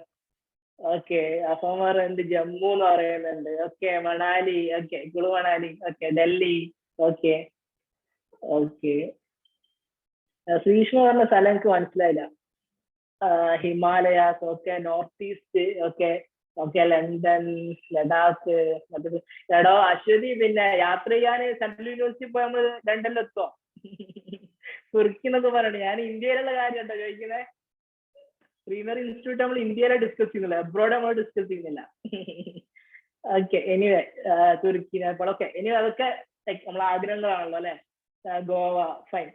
സോ യാത്ര എന്ന് പറയുന്ന സാധനം നമ്മളുടെ മുമ്പിലുള്ള ഒരു കാര്യമാണ് അല്ലെ? കൃത്യമായിട്ട് ഓരോ സ്ഥലങ്ങൾ പോയി കാണാന്നുള്ളത്, അത് കാണാനും നമ്മളെ എന്ത് ഹെൽപ്പ് ചെയ്യും? പ്രീമിയർ ഇൻസ്റ്റിറ്റ്യൂട്ടുകൾ ഹെൽപ്പ് ചെയ്യും എന്നുള്ളത്. കാരണം ഡൽഹിയിൽ പഠിക്കുന്ന സമയത്ത് നമ്മളൊക്കെ ഒരുപാട് സ്ഥലങ്ങൾ കാണാനുള്ള ഒരു ഓപ്ഷൻ കിട്ടിയത് ഡൽഹി പഠിച്ചുകൊണ്ടാണ്. കാരണം ഡൽഹി എന്ന് പറയുന്നത് എല്ലാ സ്ഥലങ്ങളിലേക്കും ആക്സസ് ഉള്ള ഒരു സ്ഥലമാണ് അല്ലെ? ഒരു സെൻട്രലാണ്. റൈറ്റിലേക്ക് പോവുകയാണെങ്കിൽ ഗുജറാത്തും രാജസ്ഥാനും അതുപോലെയുള്ള സ്ഥലങ്ങളുണ്ട് അല്ലെ? ആ ഏരിയയിലേക്ക് പോവുകയാണെങ്കിൽ, അതുപോലെ ഈ നോർത്ത് ഈസ്റ്റിലേക്ക് പോവുകയാണെങ്കിൽ ഒരു അസാം പോലെയുള്ള ഒരുപാട് നാഗാലാൻഡ്, അതുപോലെയുള്ള ലഡാക്ക് പോലെയുള്ള ഒരുപാട് സ്ഥലങ്ങളിലും മുകളിലേക്ക് കാശ്മീർ, അതൊക്കെ മുകളിലേക്ക്. സോ താഴേക്ക് വരികയാണെങ്കിൽ മധ്യപ്രദേശും ബീഹാറും ഒറീസയും. സോ നമുക്ക് ഈ ഒരു രീതിയിൽ യാത്ര ചെയ്യാനും ഒരുപാട് പുതിയ പുതിയ ആളുകൾ, നേരത്തെ ആരെങ്കിലും പറഞ്ഞു പുതിയ ആളുകളെ കാണാനും, ഇതൊക്കെ നമ്മളെ കൃത്യമായിട്ട് നമുക്ക് ഒരുപാട് കാഴ്ചപ്പാടുകൾ മാറും എന്നുള്ളത്. നമ്മളുടെ കൃത്യമായിട്ടുള്ള പെർസെപ്ഷൻസ് നമ്മൾ വിചാരിക്കുന്ന പോലെ ആകൂല എന്നുള്ളതാണ് പ്രത്യേകത. ഇപ്പോഴും റോഡ് ഇല്ലാത്ത, നെറ്റ്വർക്ക് ഇല്ലാത്ത, കറണ്ട് ഇല്ലാത്ത, ഇപ്പൊ നിങ്ങൾ ആലോചിച്ച് നോക്കുക, നമ്മളുടെ പിന്നെ പ്രസിഡന്റിന്റെ പേരെന്താ? പ്രസിഡന്റ് GK ചോദിക്കും നിങ്ങളോട്. പിന്നെ നമ്മളുടെ പ്രസിഡന്റിന്റെ പേരെന്താ? The second woman president of India ആരാ? ഇങ്ങനെ ചോദ്യം ചോദിക്കില്ല സാറ്, വെറുതെ ഇടങ്ങാറാക്കല്ല. ഓക്കെ ഗസല പറഞ്ഞ ദ്രൗപതി മുർമു. ഓക്കെ ഓക്കെ എല്ലാവരും ആൽഫി പറയുന്നുണ്ട്, മേഘ്ന പറയുന്നുണ്ട്, ഐശ്വര്യ. ഓക്കെ ദ്രൗപതി മുർമു ആണ് അല്ലെ? ദ്രൗപതി മുർമു ഏത് പിന്നെ സ്ഥലത്ത് നിന്ന് വരുന്ന ആളാ? ഏത് സംസ്ഥാനത്ത് നിന്ന് വരുന്ന ആളാ? ഇതറിയാം, മറ്റേത് അറിയില്ല. ഏത് സംസ്ഥാനത്ത് നിന്നാ ദ്രൗപതി മുർമു വരുന്നത്? ഞാൻ ഗൂഗിൾ ചെയ്യാനുള്ള സമയമുണ്ട് കേട്ടോ. എന്റെ വില്ലേജും കൂടെ പറഞ്ഞു തന്നാല് ഉത്തരാഖണ്ഡാണോ? ഓക്കെ വേറെ എന്തെങ്കിലും ഉത്തരം ഉണ്ടോ? നവ്യ ഉത്തരാഖണ്ഡാണ് എന്നുള്ളത്. വേറെ ഇനി അതർ ആൻസേഴ്സ്?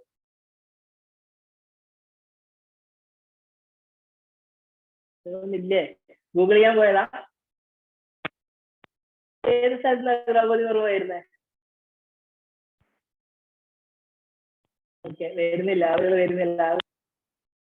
ഓക്കെ, ദ്രൗപദി മുർമുവിന്റെ നിങ്ങൾ ജസ്റ്റ് പറയാം, അടുത്ത ആളുകൾ പറയാം. ദ്രൗപദി മുർമുവിന്റെ പ്രത്യേകത എന്ന് വെച്ചാൽ, അല്ലെങ്കിൽ ആ ഒരു ആള് വരുന്ന സമയത്ത് ഒരാഴ്ച മുന്നെയാണ് അവരുടെ ഗ്രാമത്തിൽ, അവരുടെ വില്ലേജിൽ കറണ്ട് വരുന്നത്. നിങ്ങൾ ചിന്തിച്ചൊക്കെ 2022 ഈ സമയത്ത് പോലും കറണ്ട് ഇല്ലാത്ത, അല്ലെങ്കിൽ പിന്നെ ഇലക്ട്രിസിറ്റി നമുക്ക് ചിന്തിക്കാൻ പോലും ആവില്ല. നമുക്ക് കറണ്ട് ഇല്ലെങ്കിൽ നമ്മൾ ഇപ്പൊ എന്റെ വീട്ടിലാണെങ്കിൽ നമ്മൾ എന്ത് ചെയ്തിട്ടുണ്ട്, മറ്റേ സാധനം വെച്ചിട്ടുണ്ട്, എന്താണ് കറണ്ട് പോയാലും ഉള്ള സാധനമുണ്ട്. ഇപ്പൊ പല ആളുകളുടെ വീട്ടിലും അതൊക്കെ ഉണ്ടാവും. അപ്പൊ നമ്മള് എന്താ പറയാ, അവരൊക്കെ കമ്പയർ ചെയ്യുന്ന സമയത്ത് നമ്മളിപ്പോ വളരെ അഡ്വാൻസ്ഡ് ആയിട്ടുള്ള ലൈഫ് സ്റ്റൈലിലേക്ക് വരുമ്പോൾ യഥാർത്ഥ ഇന്ത്യയിലെ ആളുകൾ അനുഭവിക്കുന്ന ഓരോ പ്രയാസങ്ങളും പ്രശ്നങ്ങളും ഇതൊക്കെ നമ്മൾ കാണണമെങ്കിൽ എന്ത് വേണം, ഈ രീതിയിലുള്ള ഒരു നോർത്ത് രീതിയിലേക്കുള്ള, അല്ലെങ്കിൽ ഈ ഒരു രീതിയിലേക്ക് നമ്മൾ യാത്ര ചെയ്താൽ മാത്രമേ നമുക്ക് കാണാൻ കഴിയുള്ളൂ. അപ്പോൾ ഈ ഒരു യാത്രയിലൂടെ നമുക്ക് ഒരുപാട് നമ്മളുടെ കാഴ്ചപ്പാടുകളും കാര്യങ്ങളും മാറും. അതുപോലെ തന്നെ പ്രീമിയർ ഇൻസ്റ്റിറ്റ്യൂട്ട് നമുക്ക് തരുന്ന ഒരു ഓപ്ഷൻ എന്ന് പറയുന്നത് പിന്നെ സെമിനാറുകൾ, ഇവന്റ്സുകൾ, പിന്നെ സ്റ്റുഡന്റ് ലൈഫ് എന്ന് പറയുമ്പോൾ പലപ്പോഴും നമുക്ക് കിട്ടുന്ന ആ ഒരു എക്സ്പോഷറിലേക്ക് ഇതൊക്കെ, ഈ സ്റ്റുഡന്റ് ലൈഫ് ഒക്കെ നമ്മൾ എന്ത് ചെയ്യും, മുന്നോട്ട് കൊണ്ടുപോകുന്നുള്ള ഒരുപാട് പ്രോഗ്രാമുകൾ, വ്യത്യസ്ത യൂണിവേഴ്സിറ്റികൾ കണ്ടക്ട് ചെയ്യുന്ന പ്രോഗ്രാമുകൾ, വ്യത്യസ്ത NGOs കണ്ടക്ട് ചെയ്യുന്ന പ്രോഗ്രാമുകൾ. ഇപ്പോൾ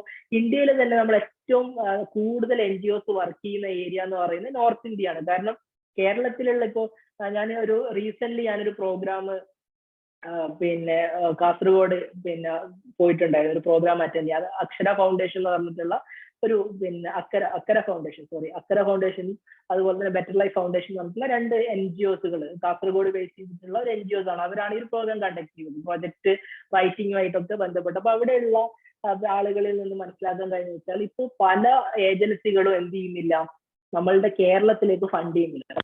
കാരണം എന്ന് വെച്ചാൽ ആരൊക്കെ ഗൂഗിൾ മേടിച്ചിട്ടുണ്ട്. ഓക്കെ, കൃത്യമായിട്ട് കേരളത്തിലേക്ക് ഫണ്ട് ആളുകളെ സംബന്ധിച്ചിടത്തോളം അവരൊക്കെ അത്യാവശ്യം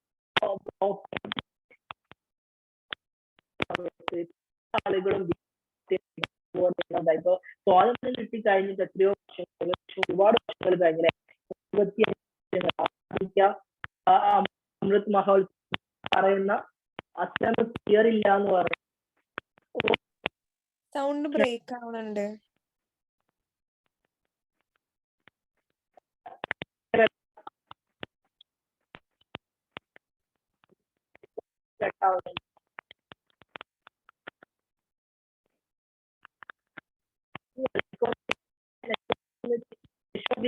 ഞാൻ പറയുന്നത്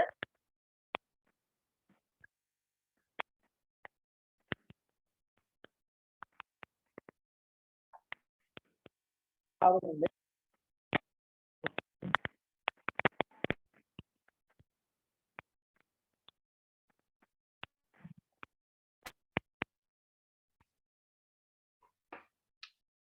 ഓക്കെ, ഇപ്പൊ കേൾക്കുന്നുണ്ടോ? കേൾക്കാമോ? കേൾക്കുന്നുണ്ട്. Okay, fine. ഓക്കെ, അപ്പോ ഓക്കെ, സോ ഞാൻ നേരത്തെ പറഞ്ഞതുപോലെ കൃത്യമായിട്ട് നമ്മളുടെ നോർത്ത് ഇന്ത്യയിലുള്ള ആളുകൾ ഇപ്പോഴും 75 കൊല്ലം കഴിഞ്ഞിട്ടും ബിലോ പോവർട്ടി ലൈനിലുള്ള ഒരുപാട് ആളുകളുണ്ട്. അപ്പോൾ അതുകൊണ്ട് തന്നെ നമ്മൾ ഒരു ജോബിനാണ് നമ്മളുടെ പോസ്റ്റ് ഗ്രാജുവേഷൻ മുന്നോട്ട് കൊണ്ടുപോകുന്നെങ്കിൽ നമുക്ക് ലാംഗ്വേജും ഇതുപോലുള്ള അക്കാഡമിക് എക്സ്പോഷർ ഒക്കെ ഉണ്ടെങ്കിൽ കൃത്യമായിട്ട് നമുക്ക് എന്ത് ചെയ്യാൻ പറ്റും, ഈ രീതിയിൽ നമുക്ക് ജോബിൽ നോർത്ത് ഇന്ത്യയിൽ തന്നെ നമുക്ക് വർക്ക് ചെയ്യാൻ പറ്റും എന്നുള്ളതാണ് നമുക്ക് മനസ്സിലാക്കുക. ഞാൻ കുറച്ച് ഇമ്പോർട്ടൻറ്റ് യൂണിവേഴ്സിറ്റികളൊന്ന് പരിചയപ്പെടുത്താം. പ്രീമിയർ ഇൻസ്റ്റിറ്റ്യൂട്ട് ഇന്ത്യയിലുള്ള, പ്രത്യേകിച്ചിട്ട് ഒന്നാമത്തത് ഞാൻ നേരത്തെ പറഞ്ഞ പോലെ ഞാൻ പഠിച്ച ഒരു സ്ഥാപനമാണ് ജാമിയ മില്ലിയ ഇസ്ലാമിയ എന്ന് പറഞ്ഞിട്ടുള്ള സ്ഥാപനമാണ്. PhD കോഴ്സുകളാണ് അവിടെ ഉള്ളത്. ഞാൻ ഇതൊക്കെ മെൻഷൻ ചെയ്തിട്ട് PhD കോഴ്സും കൂടെ മെൻഷൻ ചെയ്യുന്നുണ്ട്. അതുപോലെ MA സോഷ്യൽ വർക്ക് ആണ് ഉള്ളത്. 42 സീറ്റുകളാണ് MA സോഷ്യൽ വർക്കിലുള്ളത്. യൂഷ്വലി നമ്മളുടെ സാധാരണ അവരെന്നെ, അതായത് നമ്മൾ CUT അല്ലാതെ പിന്നെ ജാമിയ മില്ലിയ ഇസ്ലാമിയ തന്നെയാണ് അവരുടെ എക്സാം ഇതുവരെ നടത്തിക്കൊണ്ടിരുന്നത്. ഇനി അടുത്ത വർഷം നമുക്ക് അറിയില്ല. എങ്കിൽ പോലും സോഷ്യൽ വർക്കിന്റെ എക്സാം അവരാണ് കണ്ടക്ട് ചെയ്യുന്നത്. 42 സീറ്റ് ഉണ്ട്. അതുപോലെ സോഷ്യൽ വർക്ക് ഡിപ്പാർട്ട്മെന്റിന്റെ കീഴിൽ തന്നെ വരുന്ന ഒരു കോഴ്സാണ് MA HRM എന്ന് പറഞ്ഞിട്ടുള്ള ഹ്യൂമൻ റിസോഴ്സ് മാനേജ്മെന്റ്. 21 സീറ്റുകളാണ് ഉള്ളത്. അതുപോലെ advance diploma in public health എന്ന് പറയുന്ന ഒരു കോഴ്സ് റൺ ചെയ്യുന്നുണ്ട്. 12 സീറ്റുകളാണ് ഉള്ളത്. സെലക്ഷൻ എൻട്രൻസ് ടെസ്റ്റ് ആണ്. ജാമിയ ഇസ്ലാമിയ നടത്തുന്ന എൻട്രൻസ് ടെസ്റ്റ് ആണ്. ഓഗസ്റ്റിലായിരിക്കും സാധാരണ, ജൂൺ ജൂലൈ സമയത്തായിരിക്കും എക്സാം ഉണ്ടാവുക. ഒരു ഓഗസ്റ്റ് ഒക്കെ സമയത്ത് അവർ ക്ലാസ് സ്റ്റാർട്ട് ചെയ്യും. അപ്പൊ ഇതാണ് പിന്നെ ജാമിയ ഇസ്ലാമിയയുടെ കോഴ്സുകളും അവിടെയുള്ള സീറ്റ് നമ്പേഴ്സും. ഇനി അതുപോലെ തന്നെ ഇന്ത്യയിലെ ടോപ്പ് ഇൻസ്റ്റിറ്റ്യൂട്ടുകളിൽ വരുന്ന ഒരു സ്ഥാപനമാണ് ഡൽഹി യൂണിവേഴ്സിറ്റി. 2 ബ്ലോക്കുകളാണ് ഉള്ളത്, നോർത്തും സൗത്തും. അവിടെയും PhD ഉണ്ട്. അതുപോലെ തന്നെ സോഷ്യൽ വർക്കിൽ MA ആണ് ഉള്ളത്. 85 സീറ്റുകളാണ് ഉള്ളത്. അവിടെ ചില സ്ഥാപനങ്ങളിൽ പേഴ്സണൽ ഇന്റർവ്യൂ അവർ കണ്ടക്ട് ചെയ്യാറുണ്ട്. Delhi school of social work ആണ് ഏറ്റവും ഇമ്പോർട്ടന്റ് ആയിട്ടുള്ള ഒരു ഇൻസ്റ്റിറ്റ്യൂട്ട് ഡൽഹി യൂണിവേഴ്സിറ്റിന്റെ കീഴിൽ. അവിടെ സാധാരണ അവർ ഇന്റർവ്യൂ കൂടെ കണക്ട് ചെയ്യാറുണ്ട്. പിന്നെ ഉള്ളത് അലിഗഡ് മുസ്ലിം യൂണിവേഴ്സിറ്റി ആണ്. അലിഗഡ് മുസ്ലിം യൂണിവേഴ്സിറ്റിയിൽ പലപ്പോഴും പിന്നെ ഉള്ള കോഴ്സുകൾ ഒന്ന് BA സോഷ്യൽ വർക്ക് ഉണ്ട്. 50 സീറ്റുകളാണ് ഉള്ളത്. അതിൽ 20 സീറ്റുകൾ വുമൺ, നമ്മുടെ പെൺകുട്ടികൾക്ക് വേണ്ടിയിട്ട് റിസർവ്ഡ് ആണ്. അപ്പോൾ ഈ ഇൻഫർമേഷൻ നിങ്ങളുടെ അനിയത്തിമാരോ അല്ലെങ്കിൽ കസിൻസോ ഒക്കെ ഉണ്ടെങ്കിൽ അവർക്ക് പാസ് ചെയ്യാം കേട്ടോ. അതുപോലെ MSW 30 സീറ്റാണ് ഉള്ളത്. പിന്നെ ഇന്റർവ്യൂ സാധാരണ ആദ്യമൊക്കെ ഉണ്ടായിരുന്നു. ഇപ്പൊ അവർ ഇന്റർവ്യൂ എടുത്തു മാറ്റിയിട്ടുണ്ട്. അവര് എൻട്രൻസ് മാത്രമാണ് ഉള്ളത്. പിന്നെ ഇന്ത്യയിലെ തന്നെ വളരെ ഓൾഡ് ആയിട്ടുള്ള അല്ലെങ്കിൽ ഏഷ്യയിലെ തന്നെ one of the largest university എന്നൊക്കെ പറയപ്പെടാവുന്ന ഒരു യൂണിവേഴ്സിറ്റിയാണ് ബനാറസ് ഹിന്ദു യൂണിവേഴ്സിറ്റി. നമ്മളുടെ പ്രൈം മിനിസ്റ്ററുടെ മണ്ഡലത്തിലാണ്, വാരണാസി. നമുക്കറിയാം UP വാരണാസിയിലാണ് ഈ ഒരു ബനാറസ് ഹിന്ദു യൂണിവേഴ്സിറ്റി സിറ്റുവേറ്റ് ചെയ്യുന്നത്. MSW ഉണ്ട് 46 സീറ്റ്. ഇത് CUET-ന്റെ അണ്ടറിൽ വരുന്നതാണ്. ഈ വർഷം മുതൽ CUET-ന്റെ അണ്ടറിലാണ് ബനാറസ് ഹിന്ദു യൂണിവേഴ്സിറ്റി വരുന്നത്. അതുപോലെ തന്നെ CUET-ന്റെ അണ്ടറിൽ വരുന്ന മറ്റൊരു യൂണിവേഴ്സിറ്റിയാണ് നമ്മളുടെ സൗത്തിലുള്ള, നമ്മളുടെ അടുത്തുള്ള ഒരു യൂണിവേഴ്സിറ്റിയാണ് പോണ്ടിച്ചേരി യൂണിവേഴ്സിറ്റി. ഏകദേശം 65ഓളം സീറ്റുകൾ പോണ്ടിച്ചേരി ഉണ്ട് എന്നുള്ളതാണ് നമ്മൾ മനസ്സിലായത്. PhD കോഴ്സും ഉണ്ട്.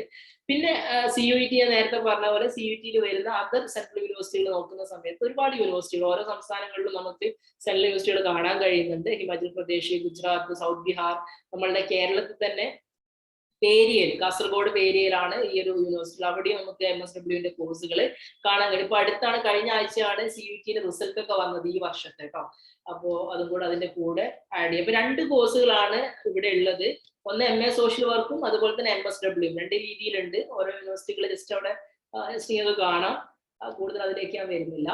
ഇനി ഏറ്റവും ഇമ്പോർട്ടന്റ് ആയിട്ടുള്ള യൂണിവേഴ്സിറ്റികൾ നമ്മൾ പറയുമ്പോൾ ഇന്ത്യയിലെ സോഷ്യൽ വർക്കിൽ പഠിക്കാൻ ആഗ്രഹിക്കുന്ന ആളുകൾ ഫോക്കസ് ചെയ്യുന്നുണ്ട് അല്ലെങ്കിൽ ഫോക്കസ് ചെയ്യേണ്ട യൂണിവേഴ്സിറ്റിയാണ് ടിസ്.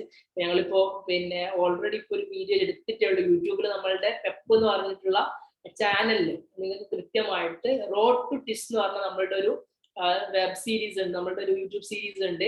ആ യൂട്യൂബ് സീരീസിൽ ഇങ്ങനെ കൃത്യമായിട്ട് ടിസിന്റെ എല്ലാ ഡീറ്റെയിലുകളും അവിടെ കൊടുത്തിട്ടുണ്ട്. ജസ്റ്റ് ഫ്രീ ഉള്ള സമയത്ത് നിങ്ങളൊന്ന് എന്ത് ചെയ്യുക, നമ്മളുടെ ചാനലുകൾ ജസ്റ്റ് ഒന്ന് കയറാം. അതുപോലെ 3 ക്യാമ്പസുകളാണ് ടിസ് ഉള്ളത്. ഇന്ത്യയിലെ തന്നെ സോഷ്യൽ വർക്കിനെ പോപ്പുലറൈസ് ചെയ്യുന്ന 1936 കാലഘട്ടങ്ങൾ മുതൽ സോഷ്യൽ വർക്കിനെ നമ്മളുടെ ഇടയിലേക്ക് കൊണ്ടുവരുന്ന ഒരു സ്ഥാപനമാണ് ടിസ് എന്ന് പറയുന്ന സ്ഥാപനം. 4 മെയിൻ ക്യാമ്പസുകളാണ്. 3 പിന്നെ മേജർ ഒരു ക്യാമ്പസ്, മെയിൻ ക്യാമ്പസ് മുംബൈയിലും, പിന്നെ ഒരു 3 ക്യാമ്പസുകളും ഗുവാഹട്ടി, തുജാപൂർ, അതുപോലെ തന്നെ ഹൈദരാബാദ് ഞാൻ അവിടെ ഇട്ടിട്ടില്ല, ഹൈദരാബാദ് ആണ് ഉള്ളത്. ടിസ്നെറ്റ് എന്ന് പറയുന്ന എക്സാം ആണ് അവിടുത്തെ എൻട്രൻസിന്റെ മാനദണ്ഡം. അതുപോലെ ഫസ്റ്റ് ഫേസിൽ ടിസ്നെറ്റ് എഴുതണം. ടിസ്നെറ്റ് പാസ്സായി കഴിഞ്ഞാൽ പിന്നെ നമുക്ക് പിന്നെ സെക്കൻഡ് ഫേസിൽ ഓൺലൈൻ അസസ്മെന്റ് ആണ്. ഞാൻ അതിലേക്ക് ഡീറ്റെയിലേക്ക് വരാം. അവിടെയുള്ള മുംബൈയിലെ മെയിൻ ക്യാമ്പസിലുള്ള നിങ്ങൾ അവിടെയുള്ള ഓരോ കോഴ്സുകളൊന്ന് നോക്കുക.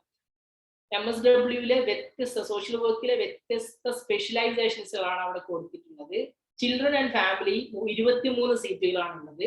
ക്രിമിനോളജി ആൻഡ് ജസ്റ്റിസ് 34 സീറ്റുകൾ. Dalit and tribal studies and action 29 സീറ്റുകൾ. ഡിസബിലിറ്റി സ്റ്റഡീസ് ആൻഡ് ആക്ഷൻ 20 സീറ്റുകൾ. മെന്റൽ ഹെൽത്ത്, പിന്നെ MSW MA സോഷ്യൽ വർക്കിൽ അല്ലെങ്കിൽ സോഷ്യൽ വർക്കിലെ മെന്റൽ ഹെൽത്തിനെ സ്പെഷ്യലൈസ് ചെയ്തുകൊണ്ട് 20 സീറ്റുകൾ. പബ്ലിക് ഹെൽത്തിനെ അഡ്രസ് ചെയ്യുന്ന course 20 seat. Woman centred practice എന്ന് പറയുന്ന ഒരു കോഴ്സ് 20 സീറ്റ്. അതുപോലെ കമ്മ്യൂണിറ്റി ഓർഗനൈസേഷൻ ഡെവലപ്മെന്റ് പ്രാക്ടീസ് 34 സീറ്റുകൾ, ലിവ്ലിഹുഡ്സ് ആൻഡ് സോഷ്യൽ ഓണ്ടർപ്രണർഷിപ്പ് എന്ന് പറയുന്ന ഒരു കോഴ്സ് 23 സീറ്റ്. അങ്ങനെ ഏകദേശം 9ഓളം സ്പെഷ്യലൈസേഷൻസ് മുംബൈ ക്യാമ്പസിൽ മാത്രമുണ്ട് എന്നുള്ളതാണ് നമ്മൾ മനസ്സിലാക്കുക. മോർ ദാൻ 250 സീറ്റുകൾ വ്യത്യസ്ത കോഴ്സുകളിലായിട്ട് അവിടെ സോഷ്യൽ വർക്കിന് മാത്രം ഉണ്ട് എന്നുള്ളതാണ് നമ്മൾ മനസ്സിലാക്കി. സോഷ്യൽ വർക്ക് അല്ലാത്ത ഒരുപാട് കോഴ്സുകൾ ടിസിലുണ്ട്. ഇപ്പൊ MPH പോലെയുള്ള മാസ്റ്റർ ഓഫ് പബ്ലിക് ഹെൽത്ത് പോലെയുള്ള, അതുപോലെ മാസ്റ്റർ ഓഫ് പിന്നെ ഹോസ്പിറ്റൽ അഡ്മിനിസ്ട്രേഷൻ പോലെയുള്ള, MA HRM പോലെയുള്ള, പിന്നെ MA organisation development, change and leadership പോലെയുള്ള വ്യത്യസ്ത കോഴ്സുകൾ നമുക്ക് ടിസിൽ കാണാൻ സാധിക്കുന്നുണ്ട്. അതുപോലെ ഗുവാഹട്ടി ക്യാമ്പസിൽ വരുന്ന സമയത്ത് കൗൺസിലിംഗ് ആൻഡ് പ്രാക്ടീസിൽ 15 സീറ്റ് വരുന്നുണ്ട്. അതുപോലെ മുംബൈയിൽ നമുക്ക് ക്ലിനിക്കൽ പ്രാക്ടീസിലുണ്ട് കേട്ടോ. അതുപോലെ സോഷ്യൽ ഓണ്ടർപ്രണർഷിപ്പിൽ 15 seat, public health 15 seat, community organisation development പ്രാക്ടീസിൽ 15 സീറ്റ്. അപ്പോൾ ഏകദേശം 4ഓളം ഇമ്പോർട്ടന്റ് കോഴ്സുകളാണ് ഗുവാഹട്ടി ക്യാമ്പസിൽ നമുക്ക് കാണാൻ കഴിയുന്നത്. ഇനി അതുപോലെ തന്നെ ഇമ്പോർട്ടന്റ് ആയിട്ടുള്ള ഒരു ക്യാമ്പസ് ആണ് തുൾജാപൂർ. ഒരു കോഴ്സാണ് അവിടെ ഉള്ളത്. റൂറൽ ഡെവലപ്മെന്റിന് 30 സീറ്റാണ് നമുക്ക് കാണാൻ കഴിയുന്നത്. അപ്പോൾ ഇത്രത്തോളം കോഴ്സുകൾ നമുക്ക് ടിസിൽ മാത്രമായിട്ട് നമുക്ക് കാണാൻ കഴിയുന്നുണ്ട്. ഇനി ഇതേപോലെയുള്ള മറ്റൊരു ഇമ്പോർട്ടന്റ് ആയിട്ടുള്ള ഗവൺമെന്റ് യൂണിവേഴ്സിറ്റിയാണ് Rajiv Gandhi national institute of youth development. അതായത് ഇന്ത്യയിലെ MSW യൂത്ത് ആൻഡ് കമ്മ്യൂണിറ്റി ഡെവലപ്മെന്റിലെ ഏക സ്ഥാപനമാണ് RJNYD എന്നുള്ളത് മനസ്സിലാക്കുക. അപ്പോൾ യൂത്ത് ആൻഡ് കമ്മ്യൂണിറ്റി ഡെവലപ്മെന്റിൽ ഫോക്കസ് ചെയ്യാൻ ഉദ്ദേശിക്കുന്ന ആളുകൾ ഉണ്ടെങ്കിൽ കൃത്യമായിട്ട് RJNYD നിങ്ങൾ അപ്ലൈ ചെയ്യാം. നമ്മളുടെ ചെന്നൈയിലാണ്, നമ്മളുടെ തമിഴ്നാട്ടിലാണ് ഈ ഒരു സെന്റർ ഉള്ളത് എന്നുള്ളതും കൂടെ നമ്മൾ മനസ്സിലാക്കുക. ഇനി ഇതുപോലെ തന്നെയുള്ള മറ്റൊരു സ്ഥാപനമാണ് Madras school of social work. നമ്മളുടെ ചെന്നൈയിൽ തന്നെയുള്ള മറ്റൊരു സ്ഥാപനമാണ്. അവിടെ എയ്ഡഡ് ആയിട്ടും സെൽഫ് ഫിനാൻസ്ഡ് ആയിട്ടും ഒക്കെ സോഷ്യൽ വർക്ക് ഉണ്ട്. അതുപോലെ ഡിസബിലിറ്റി ആൻഡ് എംപവർമെന്റ് എന്ന് പറഞ്ഞിട്ടുള്ള ഒരു സ്പെഷ്യലൈസേഷൻ, അതുപോലെ MA HR എന്ന് പറഞ്ഞിട്ടുള്ള ഒരു സ്പെഷ്യൽ. സാധാരണ മറ്റുള്ള സ്ഥാപനങ്ങൾ പോലെയല്ല, കുറച്ച് നേരത്തെ ടിസും അതുപോലെ ചെന്നൈയൊക്കെ പിന്നെ MS അതായത് Madras school of social work കുറച്ച് നേരത്തെ അഡ്മിഷൻ സാധാരണ വിളിക്കാറുണ്ട് എന്നുള്ളത് നമ്മൾ നോട്ട് ചെയ്യാം. അതുപോലെ ക്രൈസ്റ്റ് യൂണിവേഴ്സിറ്റി, പ്രൈവറ്റ് യൂണിവേഴ്സിറ്റിയിൽ വരുമ്പോൾ ക്രൈസ്റ്റ് യൂണിവേഴ്സിറ്റി ബാംഗ്ലൂർ, അതുപോലെ മറ്റുള്ള ഇൻസ്റ്റിറ്റ്യൂട്ടുകൾ ജസ്റ്റ് പറയുന്നതാണെങ്കിൽ തന്നെ സെന്റ് അലോഷ്യസ് കോളേജ് മാംഗ്ലൂർ, അതുപോലെ Indira Gandhi tribal IGNTU important university ആണ്. അത് കൃത്യമായിട്ട് നമ്മളുടെ CUET വരുന്ന ഒരു യൂണിവേഴ്സിറ്റിയാണ്. Udaipur school of social work, അതുപോലെ ക്രിസ്തു Jayanti college Bangalore, Stella Mary's college Chennai, saint Joseph college Bangalore. ഇതൊക്കെയാണ് ഇമ്പോർട്ടന്റ് ഇൻസ്റ്റിറ്റ്യൂട്ടുകളായിട്ട് നമുക്ക് ഇന്ത്യയിൽ പറയാനുള്ള സ്ഥാപനങ്ങൾ. ഓക്കെ, നമ്മുടെ ബാക്കിയുള്ള സ്ഥാപനങ്ങൾ നമ്മൾക്ക് കമ്മിങ് സ്ലൈഡുകൾ നമുക്ക് ഡിസ്കസ് ചെയ്യാം. ഞാൻ ഇതുവരെ പറയുന്ന കാര്യങ്ങൾ ക്ലിയർ അല്ലേ? എനിക്ക് കൺഫ്യൂഷൻസ് ഒന്നും ഇല്ലല്ലോ? സ്പീഡിൽ പറഞ്ഞു പോകുന്നുണ്ട്. I think it's clear. മനസ്സിലാവുന്നുണ്ടല്ലോ അല്ലെ? പ്രേമത്തില് അയാള് ചോദിച്ച പോലെ എല്ലാം കുട്ടിക്ക് മനസ്സിലാവുന്നുണ്ടല്ലോ അല്ലേ പറഞ്ഞ പോലെ മനസ്സിലാവുന്നില്ല അല്ലെ? Okay, fine. ഇനി നമ്മള് കേരളത്തിലുള്ള ഇൻസ്റ്റിറ്റ്യൂട്ടുകൾ വരുന്ന സമയത്ത് കേരളത്തിൽ ഇമ്പോർട്ടന്റ് ആയിട്ട് നമുക്കറിയാം നമ്മളുടെ കാലിക്കറ്റ് യൂണിവേഴ്സിറ്റി, അതുപോലെ തന്നെ ഓട്ടോണമസ് സ്ഥാപനങ്ങളാണ് രാജഗിരി കോളേജ്, അതുപോലെ Kerala university, MG Madhumathi university, MG യൂണിവേഴ്സിറ്റിയിലാണ് ഉള്ളത്. അതുപോലെ ശ്രീ ശങ്കരാചാര്യ യൂണിവേഴ്സിറ്റി ഓഫ് സംസ്കൃത് ഉണ്ട്, അതുപോലെ saint Joseph college Devagiri, Mar Baselius college Kothamangalam, saint Albert's college Ernakulam, Vimala college Thrissur. അപ്പൊ ഇത്രയും കോളേജുകളാണ് കേരളത്തിൽ നമ്മൾ ഇമ്പോർട്ടന്റ് ആയിട്ടുള്ള കോളേജുകളായിട്ട് നമുക്ക് പറയാനുള്ളത്. അപ്പോൾ ഇൻസ്റ്റിറ്റ്യൂട്ട് നമ്മൾ പരിചയപ്പെട്ടു. ഇനി ഈ ഇൻസ്റ്റിറ്റ്യൂട്ടുകളിലൊക്കെ എൻട്രൻസ് എക്സാമിനേഷൻ ഉണ്ട് എന്നുള്ളതാണ് പ്രത്യേകത. മനസ്സിലായില്ലേ? അല്ലെങ്കിൽ പിന്നെ നമുക്ക് കിട്ടുന്ന സ്ഥാപനങ്ങൾ എന്ന് പറയുന്നത് നമ്മളുടെ സെൽഫ് ഫിനാൻസിങ് കോളേജുകളും അഫിലിയേറ്റഡ് കോളേജുകളും ഒക്കെയാണ്. അവിടെ നല്ല ഫീസും ആയിരിക്കും. നമുക്ക് പിന്നെ അവിടെ എന്ത് ചെയ്യാം, പൈസ കൊടുത്തിട്ട് കയറാം. അല്ലാത്ത ക്യാമ്പസുകളൊക്കെ എല്ലാ യൂണിവേഴ്സിറ്റി ക്യാമ്പസുകളിലും എൻട്രൻസ് ഉണ്ട് എന്നുള്ളതാണ് നമ്മൾ മനസ്സിലാക്കേണ്ടത്. ഇനി ഈ എൻട്രൻസുകൾ ഡിസ്കസ് ചെയ്യുന്ന സമയത്ത് നമ്മളുടെ ഒരു അടുത്തൊരു പാർട്ടാണ് ഡിസ്കസ് ചെയ്യുന്നത്. അതിൽ ഏറ്റവും ഇമ്പോർട്ടന്റ് ആയിട്ടുള്ള എക്സാം, നമ്മൾ നേരത്തെ ടിസിന്റെ കാര്യം പറഞ്ഞു, ആ ടിസിന്റെ എക്സാമിലേക്ക് നയിക്കുന്ന എക്സാം ആണ് ടിസ്നെറ്റ് എന്ന് പറയുന്ന Tata institute of social science national entrance test എന്ന് പറയുന്ന എക്സാം. നമ്മൾ നേരത്തെ പറഞ്ഞു ഒക്ടോബർ നവംബർ സമയത്തായിരിക്കും അവരുടെ അപ്ലിക്കേഷൻ വിളിക്കുക. ഒരു ഡാഫ് എന്ന് പറഞ്ഞിട്ടൊരു സാധനമാണ് നമ്മൾ ഫില്ല് ചെയ്യേണ്ടത്, ഡീറ്റെയിൽഡ് ആപ്ലിക്കേഷൻ ഫോം. അതിനുശേഷം ഒരു ജാനുവരി ഒരു മിഡ് ഒക്കെ ആകുമ്പോൾ എക്സാം നടക്കും. അതിനുശേഷം ഒരു ഫെബ്രുവരി മാർച്ച് ഒക്കെ ആകുമ്പോൾ റിസൾട്ട് വരും. ബൈ പിന്നെ മാർച്ച് ഏപ്രിൽ മെയ് ഒക്കെ ആകുമ്പോൾ അവർ എന്ത് ചെയ്യും, അടുത്ത സ്റ്റേജ്, ഫസ്റ്റ് സ്റ്റേജ് ടിസ്നെറ്റ് ആണ്, സെക്കൻഡ് സ്റ്റേജ് പിന്നെ ഓൺലൈൻ അസസ്മെന്റും അതുപോലെ തന്നെ ഓൺലൈൻ ഇന്റർവ്യൂ ഒക്കെ ഉണ്ടാവും. അത് കഴിഞ്ഞിട്ട് ഫൈനൽ ലിസ്റ്റ് ബൈ ഒരു ജൂലൈയിൽ പബ്ലിഷ് ചെയ്യും. ഓഗസ്റ്റിൽ അവർ ക്ലാസ് തുടങ്ങും. വളരെ സിസ്റ്റമാറ്റിക് ആയിട്ട് വളരെ നേരത്തെ നടക്കുന്ന എക്സാം ആണ്, അല്ലെങ്കിൽ പിന്നെ കോഴ്സാണ് ടിസ്സിലുള്ള കോഴ്സ്. അതുകൊണ്ട് തന്നെ നമ്മൾ ഇപ്പോഴേ 5th സെമസ്റ്ററിലൊക്കെ ഉള്ള ആളുകൾ ഉണ്ടെങ്കിൽ നിങ്ങൾ ഇപ്പോഴേ എന്ത് ചെയ്യുക, ടിസ്സിന് വേണ്ടിയിട്ട് ഫോക്കസ് ചെയ്യുക. നിങ്ങൾക്ക് നമ്മളുടെ പിന്നെ പ്രിലിമിനറി എൻട്രൻസ് പ്രിപ്പറേഷൻ പ്രോഗ്രാമുമായിട്ട് ബന്ധപ്പെടാം. നമ്മളുടെ ഈ വർഷത്തെ ബാച്ച് സ്റ്റാർട്ട് ചെയ്തിട്ടുണ്ട്. ഇപ്പൊ തുടങ്ങിയിട്ടേ ഉള്ളൂ, 1 മാസം ആകുന്നേ ഉള്ളൂ. നിങ്ങൾക്ക് അതിൽ വേണമെങ്കിൽ ജോയിൻ ചെയ്യാം. പിന്നെ ഉള്ളത് വളരെ ഇമ്പോർട്ടന്റ് ആയിട്ടുള്ള ഒരു യൂണിവേഴ്സിറ്റി, ഒരുപാട് യൂണിവേഴ്സിറ്റികളെ ഫോക്കസ് ചെയ്തിട്ടുള്ള എക്സാം ആണ് CUET PG 2023 അടുത്ത വർഷം നടക്കുന്ന എക്സാം ആണ്. പോസ്റ്റ് ഗ്രാജുവേഷനിൽ നമ്മളുടെ സെൻട്രൽ യൂണിവേഴ്സിറ്റി എൻട്രൻസ് ടെസ്റ്റ് എന്ന് പറയുന്ന ഏകദേശം 60ഓളം യൂണിവേഴ്സിറ്റികൾ ഒന്നിച്ച് നടത്തുന്ന എക്സാം ആണ് CUET PG എന്ന് പറയുന്ന എക്സാം. അതുപോലെ ഞാൻ നേരത്തെ പറഞ്ഞ ജാമിയ മില്ലിയ ഇസ്ലാമിയ സെപ്പറേറ്റ് ആയിട്ടാണ് കഴിഞ്ഞ വർഷം നടത്തിയത്. ഈ വർഷം അങ്ങനെ തന്നെയാവുന്ന വിചാരിക്കുന്നത്. അലിഗഡ് മുസ്ലിം യൂണിവേഴ്സിറ്റിയും സെപ്പറേറ്റ് ആയി നടത്തത്, ഡൽഹി യൂണിവേഴ്സിറ്റി സെപ്പറേറ്റ് ആയിട്ടാണ് ഇപ്പോൾ കറന്റ് 2022 അവരെന്താണ് സെപ്പറേറ്റ് ആയിട്ടാണ് നടത്തുന്നത്. 2023 ആ രീതിയിൽ തന്നെയാണെന്നാണ് മനസ്സിലാക്കാൻ കഴിയുന്നത്. അവരും സെപ്പറേറ്റ് ആയിട്ടാണ് എക്സാം നടത്തുന്നത്. ഇനി നമുക്ക് ഓരോ എക്സാമുകളും ജസ്റ്റ് ഒന്ന് പരിചയപ്പെടാം. ടിസ്നെറ്റ് 2023 നമ്മൾ വരുന്ന സമയത്ത് കമ്പ്യൂട്ടർ ബേസ്ഡ് ആയിരിക്കും എക്സാം ഉണ്ടാവുക. 100 മിനിറ്റ് ആണ് എക്സാം ടൈം ഉണ്ടാവുക. 100 മൾട്ടിപ്പിൾ ചോയ്സ് MCQ ടൈപ്പ് ചോദ്യങ്ങളാണ് ഉണ്ടാവുക. ഒരു സന്തോഷ വാർത്ത, അവിടെ നെഗറ്റീവ് മാർക്ക് ഇല്ല എന്നുള്ളത് നമുക്ക് കൃത്യമായിട്ട് നമുക്കൊരു അഡ്വാൻറ്റേജ് ആണ്. ഇനി അതുപോലെ സിലബസ് നോക്കുന്ന സമയത്ത് 40% ചോദ്യം എന്ന് പറയുന്നത് സോഷ്യൽ ആൻഡ് ജനറൽ അവയർനെസ്സിലാണ് വരുന്നത്. ഓക്കെ, ഒരു ചോദ്യം വന്നിട്ടുണ്ട്, അനശ്വരിയാണ് ചോദിച്ചത്, ടിസ് സെൽഫ് ആണോ? സെൽഫ് അല്ല, പ്രൈവറ്റ് യൂണിവേഴ്സിറ്റി ആണ്. ഫീസ് കൂടുതലാണ് അവിടെ compare to other central university. പക്ഷേ ടിസ്സിൽ ജോയിൻ ചെയ്ത് കഴിഞ്ഞാൽ സോഷ്യൽ വർക്കിൽ നിങ്ങൾക്ക് ഇന്ത്യയിൽ കിട്ടാവുന്ന ഏറ്റവും ബെസ്റ്റ് എക്സ്പോഷറും അതുപോലെ ജോലിയും നമുക്ക് തരാൻ പറ്റുന്ന ഒരു സ്ഥാപനമാണ് ടിസ്. അത് മറ്റുള്ള സ്ഥാപനങ്ങളെക്കാളൊക്കെ വ്യത്യസ്തമായിട്ട്, അതുകൊണ്ട് തന്നെ അവരുടെ ഫീ ഉണ്ട്, സ്കോളർഷിപ്പ് ഫെസിലിറ്റി ഒക്കെ അവൈലബിൾ ഉണ്ട്. അതും കൂടെ നമ്മൾ മനസ്സിലാക്കും. ഓക്കെ, ഇനി ഇംഗ്ലീഷ് പ്രൊഫഷ്യൻസി എന്ന് പറയുന്ന ഏരിയയിൽ 30% ചോദ്യങ്ങൾ, അതുപോലെ മാത്സ് ആൻഡ് ലോജിക്കൽ റീസണിങ് 30%. ഇങ്ങനെ ഒരു ടോട്ടൽ 100 മാർക്കിന്റെ ചോദ്യത്തിൽ 40ഓളം ചോദ്യങ്ങൾ ജനറൽ അവയർനെസ്സും GK കറന്റ് അഫയേഴ്സ് റിലേറ്റഡ് ആയിട്ടുള്ള സാധനങ്ങളും, 30% ഒരു ഇംഗ്ലീഷ് ലാംഗ്വേജ്, നമുക്ക് ഭാഷയുടെ ബേസിക് ആയിട്ടുള്ള എല്ലാ എക്സാമിലും ഉള്ള പോലെയുള്ള എക്സാം ആണ്. ഗ്രാമറും അതുപോലെ കുറച്ച് കോംപ്രഹെൻഷനും ഇതൊക്കെയാണ് ഉണ്ടാവുക. പിന്നെ മാത്സ് ആൻഡ് ലോജിക്കൽ റീസണിങ് അതിന് ഒരു 30%. ഇതാണ് ടിസ്സിന്റെ സിലബസ്. ഓക്കെ, ടിസ്സിന്റെ മാത്രമല്ല ഡൽഹി യൂണിവേഴ്സിറ്റിയും അലിഗഡും അതുപോലെ തന്നെ നമ്മളുടെ ജാമ്യൊക്കെ ഈ ഒരു പെർസെന്റേജിലാണ് അവർക്കൊക്കെ ചേഞ്ച് ഉണ്ടാവുക. ചില സമയം ചിലത് ഇവിടെ 60 ചോദിക്കും, ഇത് 20 ചോദിക്കും, ഇത് 20 ചോദിക്കും. ഇങ്ങനെയൊക്കെയാണ് യൂണിവേഴ്സിറ്റികൾ ഡിഫറൻറ്റ് അനുസരിച്ചിട്ട് മാറാറുണ്ട്. പക്ഷേ ജനറൽ സിലബസ് എന്ന് പറയുന്ന കാര്യം ഇതാണ് എന്നുള്ളത് നമ്മൾ നോട്ട് ചെയ്യാം. ഇനി ഈ ജനറൽ അവയർനെസ്സിൽ എന്താ വരിക എന്ന് വെച്ചാൽ നമ്മളുടെ basic Indian history, politics, film related ആയിട്ടുള്ള സാധനങ്ങൾ, ബേസിക് സയൻസുകൾ, കൾച്ചർ, കറന്റ് സോഷ്യൽ ഇഷ്യൂ, ന്യൂസിലുള്ള കാര്യങ്ങൾ, പിന്നെ അതുപോലെ Indian constitution, geography, literature, sports, economics, അതുപോലെയുള്ള സാധനങ്ങളൊക്കെയാണ് സാധാരണ അവര് ചോദിക്കാറുള്ളത്. ഇത് വളരെ ഇമ്പോർട്ടന്റ് ആണ്. ഏകദേശം 40% ചോദ്യങ്ങൾ നമുക്ക് ടിസ്സിൽ ഈ മേഖലയിൽ നിന്ന് നമുക്ക് എക്സ്പെക്ട് ചെയ്യാം. ഇനി അതുപോലെ ഇംഗ്ലീഷ് ലാംഗ്വേജ് പ്രൊഫഷ്യൻസിയിൽ വരുന്ന സമയത്ത് jumbled paragraph, fill in the blanks, നമ്മൾ പല 10ാം ക്ലാസ്സിൽ ബേസിക് കൊണ്ടായിരിക്കും ഉണ്ടാവുക. പക്ഷേ 10ാം ക്ലാസ് എന്ന് പറയുന്ന സമയത്ത് നമുക്ക് ബേജാറുള്ള അല്ലെങ്കിൽ മലയാളികൾ കുറച്ച് പ്രയാസപ്പെടുന്ന ഒരു ഏരിയയാണ് ഇംഗ്ലീഷ് ലാംഗ്വേജ്. പക്ഷെ നമ്മൾ കൂടുതൽ ചോദ്യങ്ങളും കാര്യങ്ങളും ചെയ്യുമ്പോൾ വളരെ എളുപ്പമായിരിക്കും. റീഡിംഗ് കോംപ്രഹെൻഷൻ ഉണ്ടാവും. അതുപോലെ സിനോണിം, ആന്റോണിം, ഓപ്പോസിറ്റ് വേർഡും സിമിലർ വേർഡുകൾ, para jumble, idioms, jumbled paragraph, ഇങ്ങനെയുള്ള കുറച്ച് ഏരിയകളിൽ നിന്നുള്ള കാര്യങ്ങൾ നമുക്ക് ഇംഗ്ലീഷ് ലാംഗ്വേജ് പ്രൊഫഷ്യൻസിന് കാണാം. 30% ചോദ്യങ്ങൾ അതിൽ വെച്ചിരിക്കുക. ഇനി മാത്സ് ആൻഡ് ലോജിക്കൽ റീസണിംഗ് 3 ഏരിയകളാണ് ഉള്ളത്. ഒന്നാമത്തെ ഏരിയ ലോജിക്കൽ റീസണിംഗ് ആണ്. ഇപ്പൊ നമ്പർ സീരീസിൽ ഇപ്പൊ 1, 2, 5 അല്ലെങ്കിൽ 7 ഇങ്ങനത്തെ നമ്മൾ ചിലപ്പോൾ ക്വസ്റ്റ്യൻസ് കണ്ടുണ്ടാവും.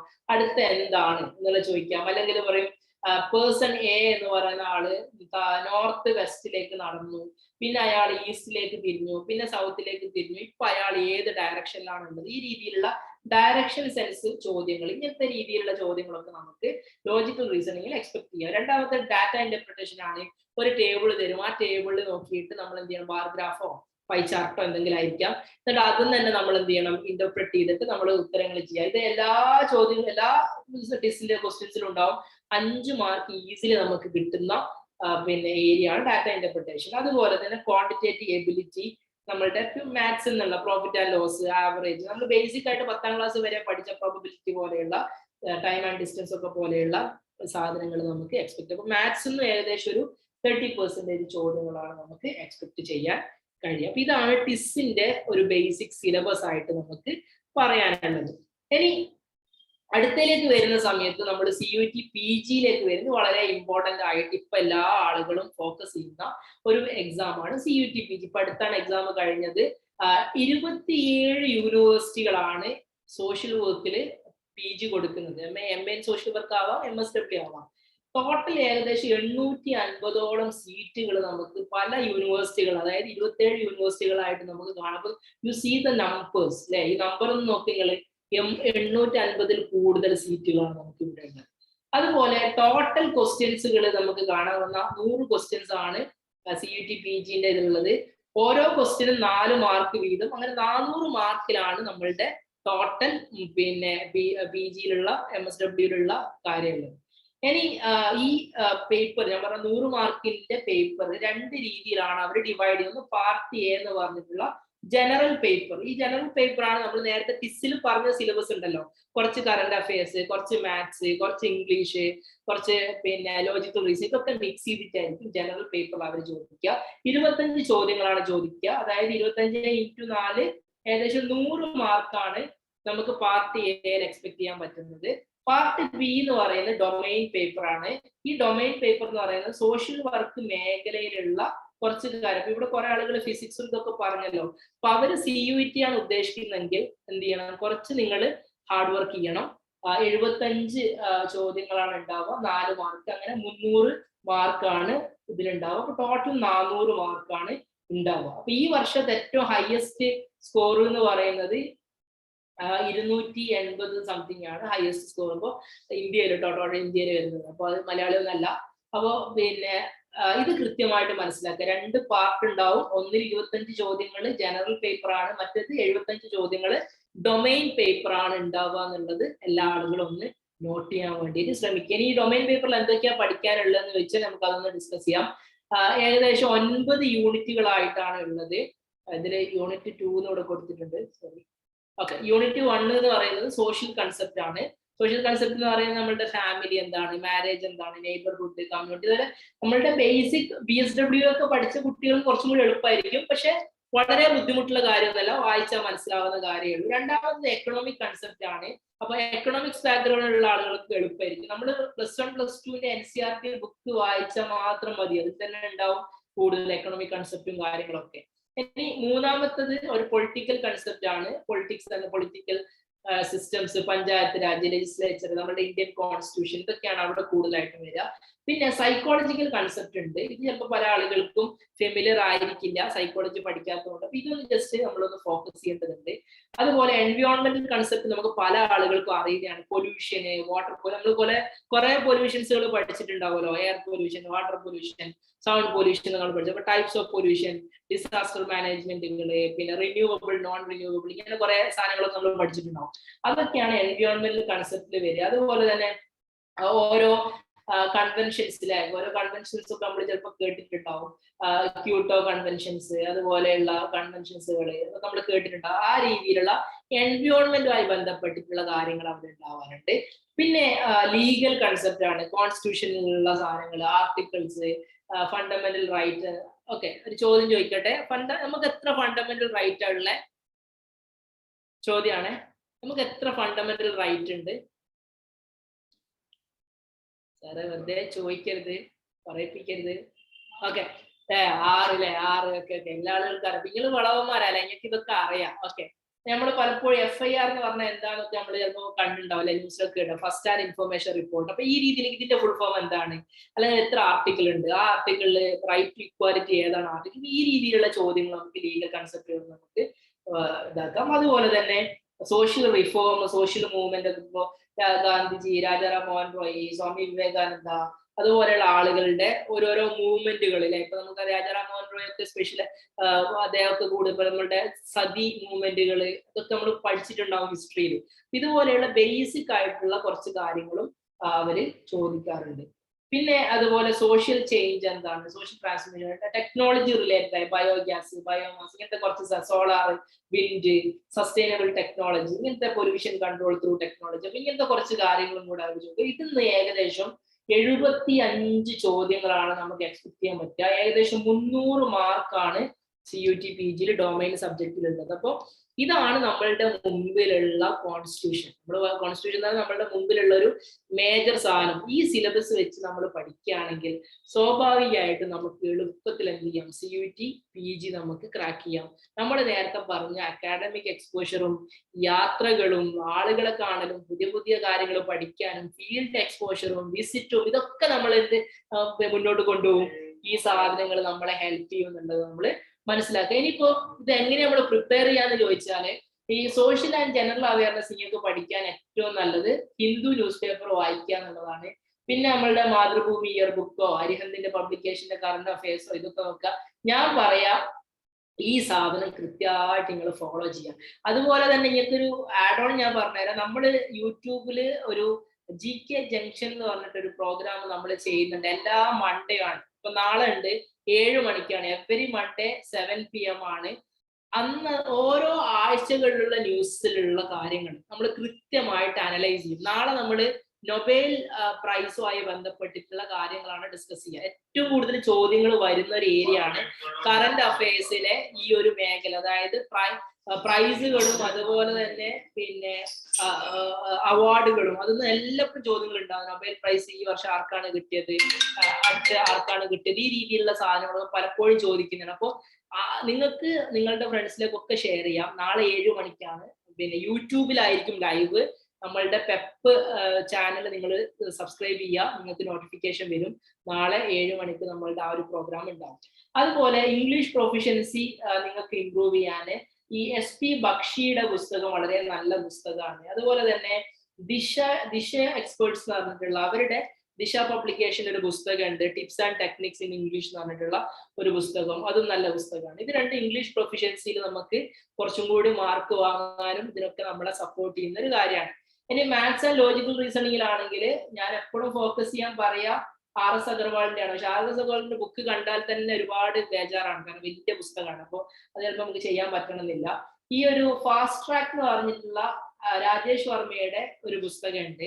അത് നിങ്ങളുടെ ആമസോണിലൊക്കെ അവൈലബിൾ ആണ്, നിങ്ങൾക്ക് വേണമെങ്കിൽ പർച്ചേസ്. അപ്പൊ ഇതാണ് നോക്കേണ്ടത്. ഇനി ഇത് നമുക്ക് ആകെ 25% കവർ ചെയ്യുള്ളൂ കേട്ടോ. ബാക്കി 75% ഞാൻ നേരത്തെ പറഞ്ഞ സിലബസ് ആണ്. ആ സിലബസ് അനുസരിച്ച് നിങ്ങൾ എന്ത് ചെയ്യുക.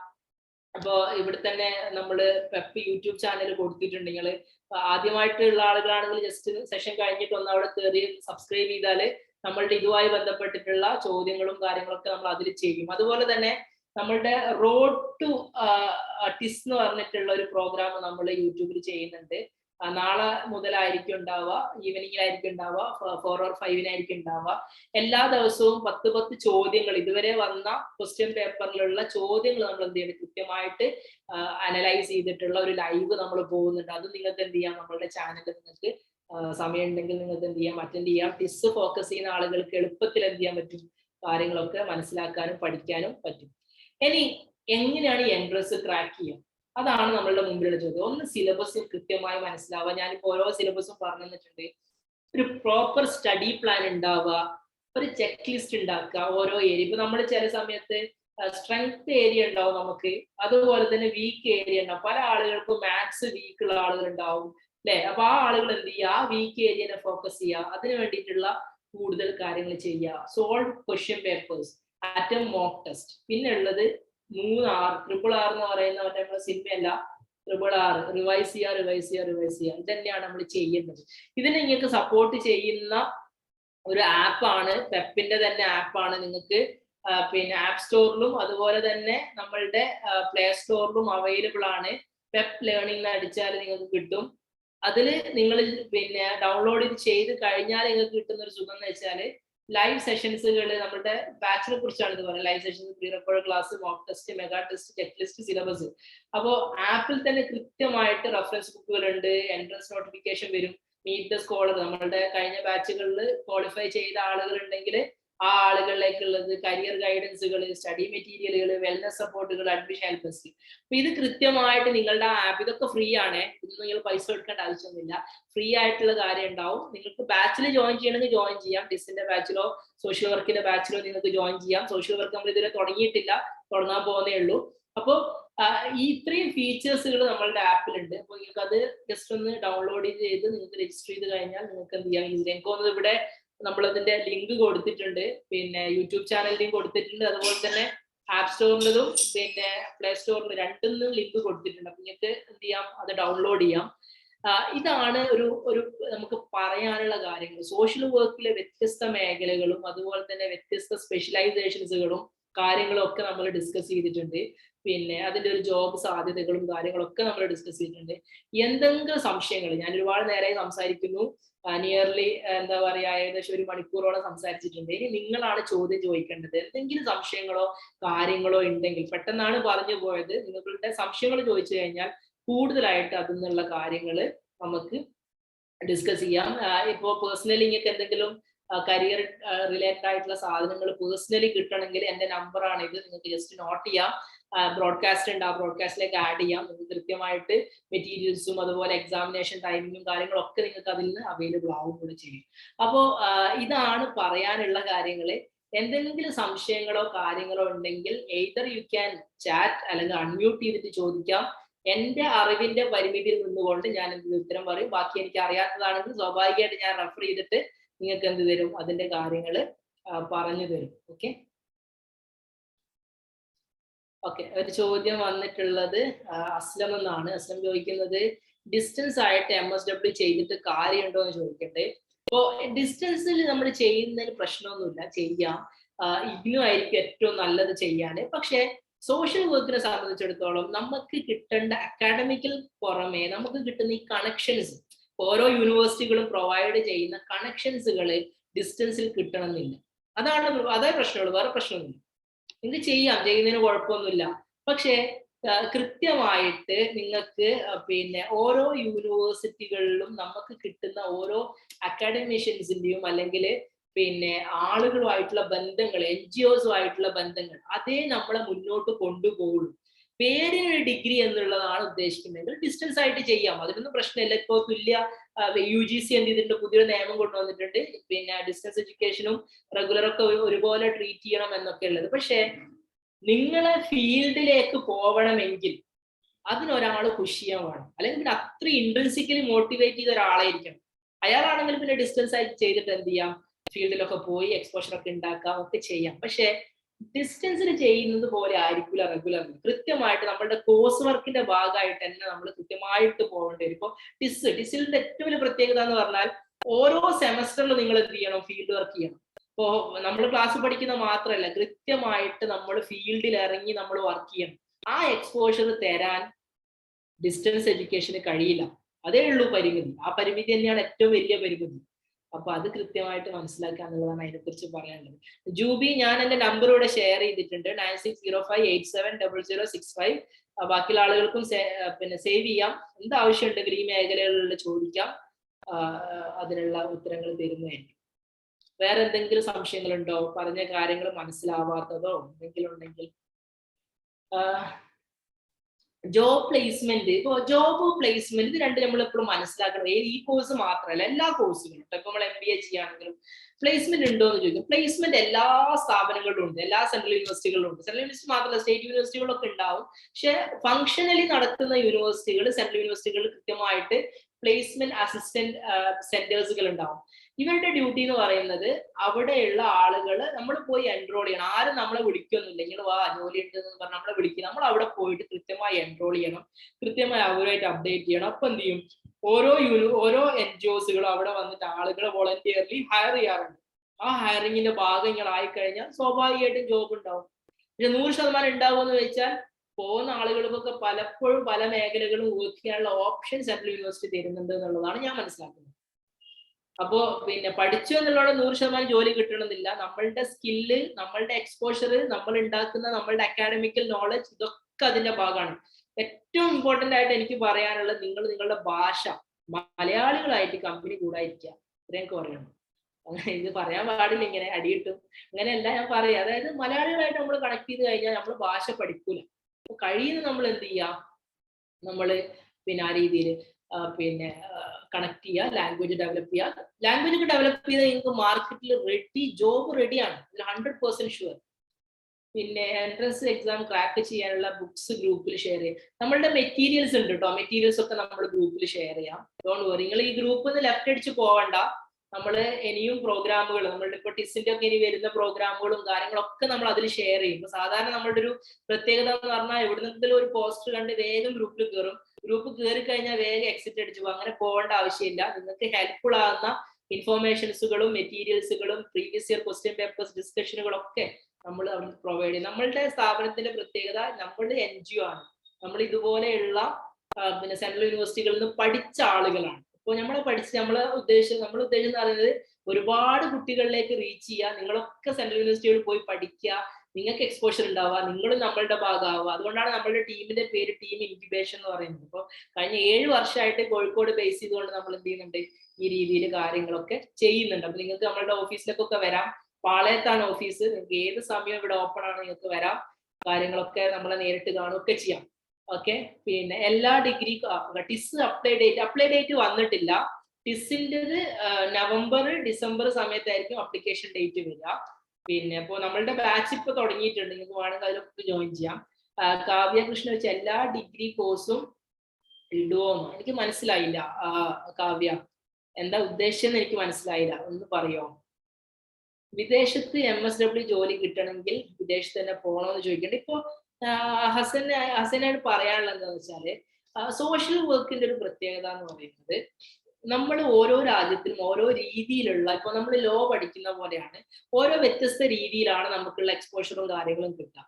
അപ്പൊ പുറത്തെ രാജ്യത്ത് ജോലിക്ക് പോകാനാണ് ഉദ്ദേശിക്കുന്നതെങ്കിൽ കേൾക്കുക, കൃത്യമായിട്ട് കേൾക്കുക. നിങ്ങൾ സോഷ്യൽ വർക്ക് തന്നെ ആവണമെന്നില്ല, MBA ഏതോ ആയിക്കോട്ടെ, ഏതോ മേഖല ആയിക്കോട്ടെ, പോകണമെന്നുണ്ടെങ്കിൽ അവിടെ നിന്ന് തന്നെ ഒരു PG ചെയ്യുന്നതായിരിക്കും നന്നാവും.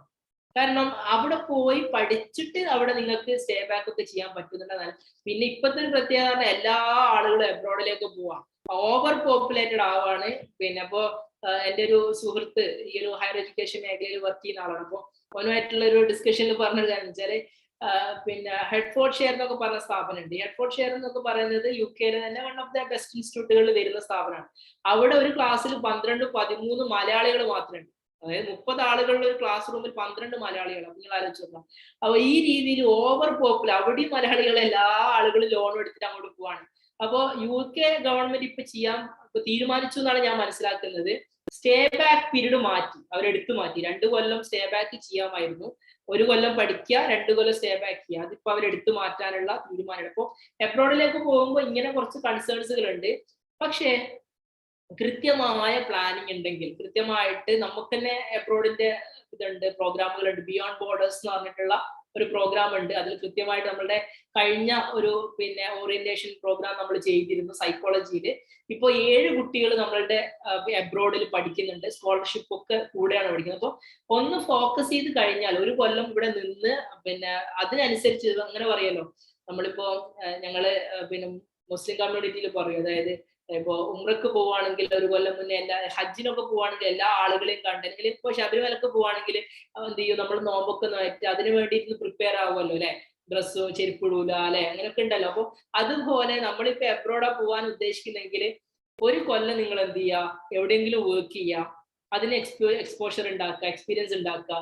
ആ 1 കൊല്ലം മാക്സിമം പ്രോഗ്രാമുകൾ അറ്റൻഡ് ചെയ്യുക. എന്നിട്ട് നിങ്ങളുടെ സ്റ്റുഡന്റ് പോർട്ട്ഫോളിയോ, നിങ്ങളുടെ സ്റ്റുഡന്റ് പ്രൊഫൈല് അത് ടോപ്പ് ആക്കുക, റിച്ച് ആക്കുക. എന്നിട്ട് എന്ത് ചെയ്യുക, സ്കോളർഷിപ്പിന് അപ്ലൈ ചെയ്യുക. സ്വാഭാവികമായിട്ട് നിങ്ങൾക്ക് എവിടെന്നെങ്കിലും ഒരു സ്കോളർഷിപ്പ് കിട്ടാതിരിക്കില്ല. സ്കോളർഷിപ്പ് ഇങ്ങനെ അപേക്ഷിച്ചുകൊണ്ടേയിരിക്കുക. പിന്നെ ഓരോ യൂണിവേഴ്സിറ്റികളിലും പോയിട്ട് നിങ്ങളുടെ ഇഷ്ടപ്പെട്ട മേഖലകളിലുള്ള പ്രൊഫസേഴ്സുമായിട്ട് കണക്ട് ചെയ്യാൻ വേണ്ടി ശ്രമിക്കുക.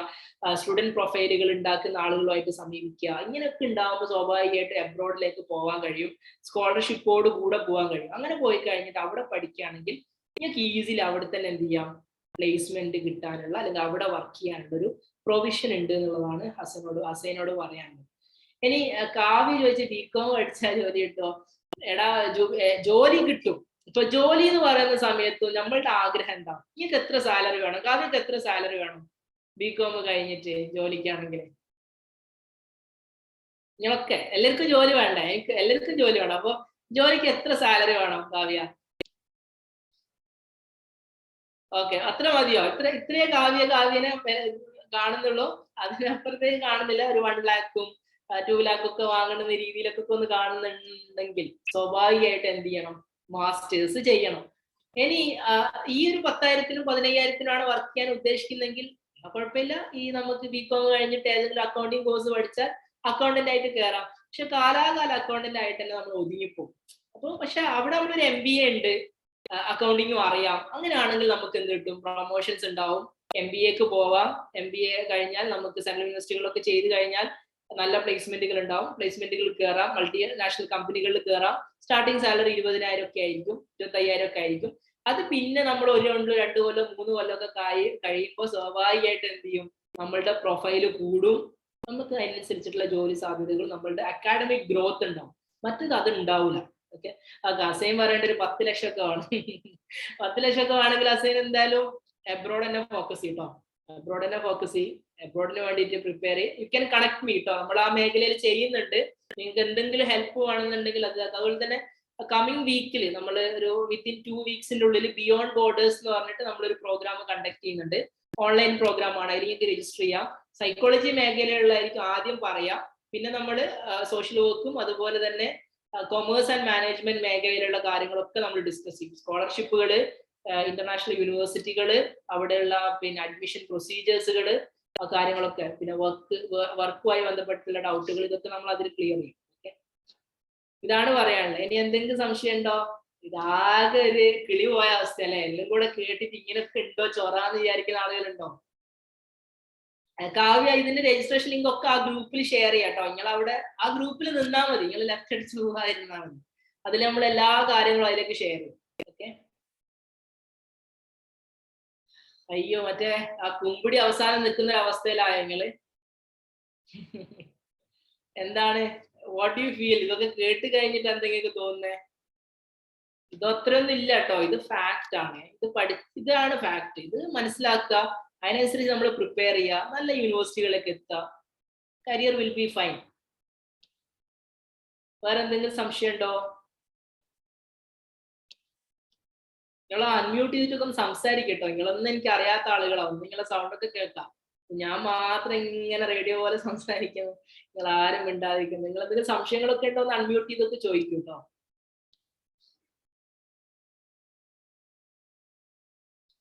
ഒന്നുമില്ല. ആകെ കുറച്ച് ആളുകൾക്ക് മാത്രം സംശയം.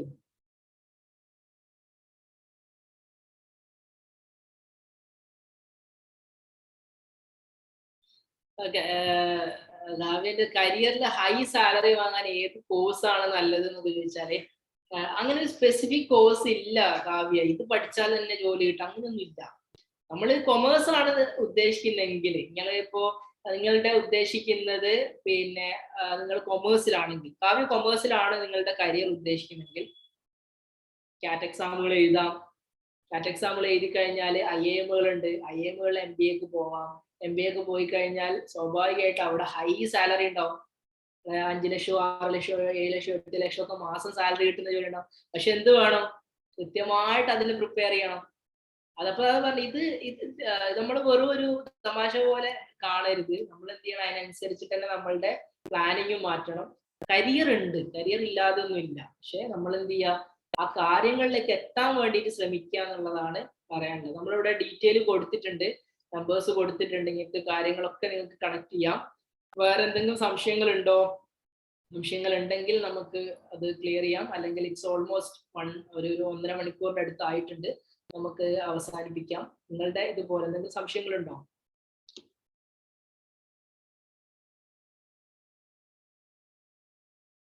സെൻട്രൽ ഗവൺമെന്റ് ജോബ്, ഇപ്പൊ സോഷ്യൽ വർക്കിൽ നമ്മളിപ്പോ സോഷ്യൽ വർക്ക് പഠിച്ചു കഴിഞ്ഞാൽ ഒക്കെ നമുക്ക് സിവിൽ സർവീസ് പോലെയുള്ളതും അതുപോലെ തന്നെ SSCയും ഒരുപാട് എക്സാമുകൾ എഴുതാം. അല്ലാതെ തന്നെ നമ്മുടെ മിനിസ്ട്രി ഓഫ് ചൈൽഡ്, അതുപോലെ ചൈൽഡ് ആൻഡ് വെൽഫെയർ, അതുപോലെ സോഷ്യൽ പിന്നെ ജസ്റ്റിസ് ഡിപ്പാർട്ട്മെന്റുകൾ, ഇങ്ങനെ ഒരുപാട് സെൻട്രൽ ഗവൺമെന്റിന് സ്റ്റേറ്റ് ഗവൺമെന്റ് പ്രൊജക്ടുകൾ ഉണ്ട്. ഇതിന്റെ ഒക്കെ എന്ത് ചെയ്യാം? വോളണ്ടിയർ ആയിട്ട് നമുക്ക് അതിലൊക്കെ കോർഡിനേറ്റേഴ്സ് ആയിട്ടും വോളണ്ടിയേഴ്സ് ആയിട്ടും ഒക്കെ നമുക്ക് എന്ത് ചെയ്യാം?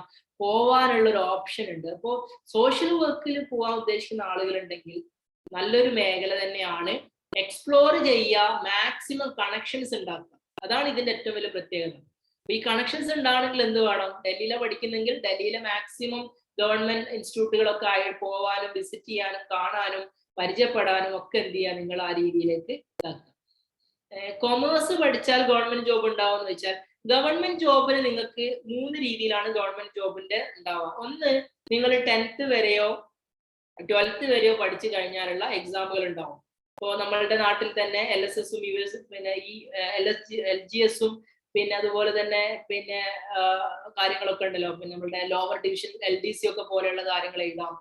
ഇനി ഡിഗ്രി കഴിഞ്ഞു കഴിഞ്ഞാൽ നിങ്ങൾക്ക് എഴുതാൻ പറ്റുന്ന ഒരുപാട് ജോലി സാധ്യതകളുണ്ട്. അതായത് ഒരുപാട് പിന്നെ കോഴ്സുകൾ, മീൻസ് ഒരുപാട് പിന്നെ നമ്മളുടെ ജോബുകളുണ്ട്. ഇപ്പോ നമ്മളുടെ യൂണിവേഴ്സിറ്റി അസിസ്റ്റന്റ് അല്ലെങ്കിൽ സെക്രട്ടേറിയറ്റ് അസിസ്റ്റന്റ് ഇതുപോലെയുള്ള സാധനങ്ങൾക്ക് ഗ്രാജുവേഷൻ മതി. അതിന് കൊമേഴ്സ് എന്നല്ല, ഇനി ഗ്രാജുവേറ്റ് ആണ്.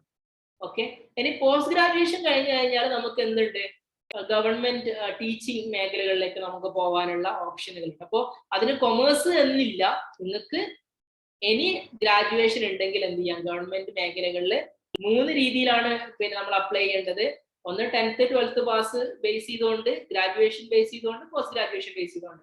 ഇനി അതുപോലെ തന്നെ ഗവൺമെന്റ് ജോബാ ഉദ്ദേശിക്കുന്നെങ്കിൽ നിങ്ങൾ എന്ത് ചെയ്യണം, കൃത്യമായിട്ട് നമ്മളുടെ പിന്നെ PSC നോക്കുക, SSC നോക്കുക. മലയാളികൾ പലപ്പോഴും നോക്കാത്തൊരു സാധനമാണ് SSC, സ്റ്റാഫ് സെലക്ഷൻ കമ്മീഷൻ. ഒരുപാട് വേക്കൻസികളുണ്ട്. ഇപ്പൊ പിന്നെ CDS പോലെ, അതുപോലെ CBI, NIA, പിന്നെ ഇൻകം ടാക്സ്, അതുപോലെ പിന്നെ GST, അതിലൊക്കെ വർക്ക് ചെയ്യാനൊക്കെ താല്പര്യമുള്ള ആളുകളുണ്ടെങ്കിൽ അതിലേക്കൊക്കെ നിങ്ങൾക്ക് SSC എക്സാമുകൾ എഴുതാം. അതുപോലെ UPSC നടത്തുന്ന റെയിൽവേ മീൻസ് നമ്മളുടെ പിന്നെ സിവിൽ സർവീസ് എക്സാം ഒക്കെ പോലെയുള്ള IAS, IPS, IFS ഒക്കെ പോലെയുള്ള ഒക്കെ നിങ്ങൾക്ക് പോവാം. പക്ഷേ ഇനി ഗ്രാജുവേഷൻ മതി അതിനൊക്കെ. ഓക്കെ. ഇല്ല, ഡിഗ്രി UG നമ്മളുടെ UG ഡിസ്റ്റൻസ് ആണെങ്കിലും പരിഗണിക്കും കേട്ടോ, അങ്ങനത്തെ പ്രശ്നമൊന്നുമില്ല. പിന്നെ സോഷ്യൽ വർക്കിന് ഇത് മതി, നമുക്ക് ഡിസ്റ്റൻസ് ആണെങ്കിൽ നമുക്ക് അപ്ലൈ ചെയ്യാം. അഫാമ ചോദിച്ചത് ടിസ്സിൽ ഇന്റർവ്യൂ ടൈമിൽ നമ്മൾ പണ്ട് ചെയ്ത സോഷ്യൽ വർക്ക് സർട്ടിഫിക്കറ്റ് വാല്യൂ ഉണ്ടോ? തീർച്ചയായിട്ടും. NSS-ലൊക്കെ നമ്മൾ വർക്ക് ചെയ്തിട്ടുണ്ടെങ്കിൽ, NCC-ലൊക്കെ വർക്ക് ചെയ്തിട്ടുണ്ടെങ്കിൽ 5% നമുക്ക് ആഡ് ഓൺ കിട്ടും. അപ്പൊ അത് നമുക്ക് ഹെൽപ്ഫുൾ ആവും കേട്ടോ. അത് ഏത് യൂണിവേഴ്സിറ്റി, ഡിസ് മാത്രമല്ല, ഏത് സെൻട്രൽ യൂണിവേഴ്സിറ്റിയിൽ നമ്മൾ വർക്ക് ചെയ്ത് കഴിഞ്ഞാൽ നമുക്ക് അതിനൊരു പ്രിവിലേജ് ഉണ്ടാവും. നിങ്ങൾ ഇതൊക്കെ വർക്ക് ചെയ്തിട്ടുണ്ടെങ്കിൽ സ്വാഭാവികമായിട്ടും നിങ്ങൾക്ക് അതിനുള്ള കാര്യം ഉണ്ടാവും. വേറെ എന്തെങ്കിലും സംശയം ഉണ്ടോ?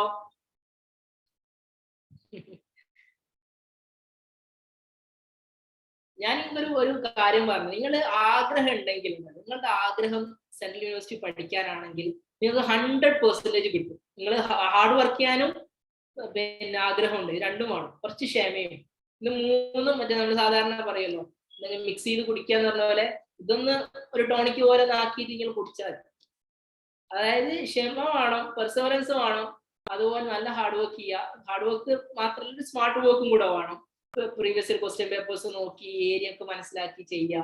അതുപോലെ പിന്നെ നല്ലൊരു ആഗ്രഹം, നല്ലൊരു ഒരു മനസ്സുണ്ടാവുക. ഞാൻ നല്ലൊരു പിന്നെ സോഷ്യൽ വർക്കർ ആയാൽ ഒരുപാട് ആളുകളെ സപ്പോർട്ട് ചെയ്യാൻ ഒരുപാട് വോളണ്ടിയേഴ്സ് നല്ല ഇപ്പൊ യുണൈറ്റഡ് നേഷൻസിന്റെ ഒക്കെ എൻ്റെ ഒക്കെ പിന്നെ കുടുംബത്തിലുള്ള ഒരു ആൾ കസിന് വർക്ക് ചെയ്യുന്നുണ്ട്. അവന് വേൾഡ് ബാങ്കിന്റെ ഒരു പ്രൊജക്റ്റ് ആണ് ചെയ്യുന്നത്. കോൺട്രാക്ട് ബേസിലാണ്. ആദ്യം 1 വർഷമായിരുന്നു കോൺട്രാക്ട്, പിന്നെ 2 വർഷമായിട്ട് പുതുക്കി. മോർ ദാൻ 85,000 സാലറി വാങ്ങുന്നുണ്ട്. തിരുവനന്തപുരത്താണ് വർക്ക് ചെയ്യുന്നത്. അപ്പോ ഓപ്ഷൻ മുമ്പിലുണ്ടോ. MSW കഴിഞ്ഞതാണ്, ഇപ്പൊ അവിടെ വർക്ക് ചെയ്യുന്നുണ്ട്. അപ്പോ ഇന്റർനാഷണൽ ഓർഗനൈസേഷനിലൊക്കെ നമുക്ക് കണക്ട് ചെയ്യാൻ പറ്റിക്കഴിഞ്ഞാൽ ഇറ്റ്സ് ബെസ്റ്റ്. നമുക്ക് നാട്ടിൽ തന്നെ പ്രൊജക്ട് ഉണ്ട്, അത് പുറത്തേക്കൊന്നും പോകണ്ട. വേൾഡ് ബാങ്കിന്റെ ഫണ്ട് ഇവിടെ നോർത്ത് ഇന്ത്യയിലും പല വ്യത്യസ്ത ഭാഗങ്ങളിലും ചെയ്യുന്ന NGOs ഉണ്ട്, അവിടെയൊക്കെ നമുക്ക് വർക്ക് ചെയ്യാൻ പറ്റും. ഓക്കെ. അപ്പോ എല്ലാ ആളുകളും അഡ്മിഷൻ എടുക്കൂലേ? സെൻട്രൽ യൂണിവേഴ്സിറ്റിയിലേക്ക് പോകൂലേ അടുത്ത കൊല്ലം? ഓ,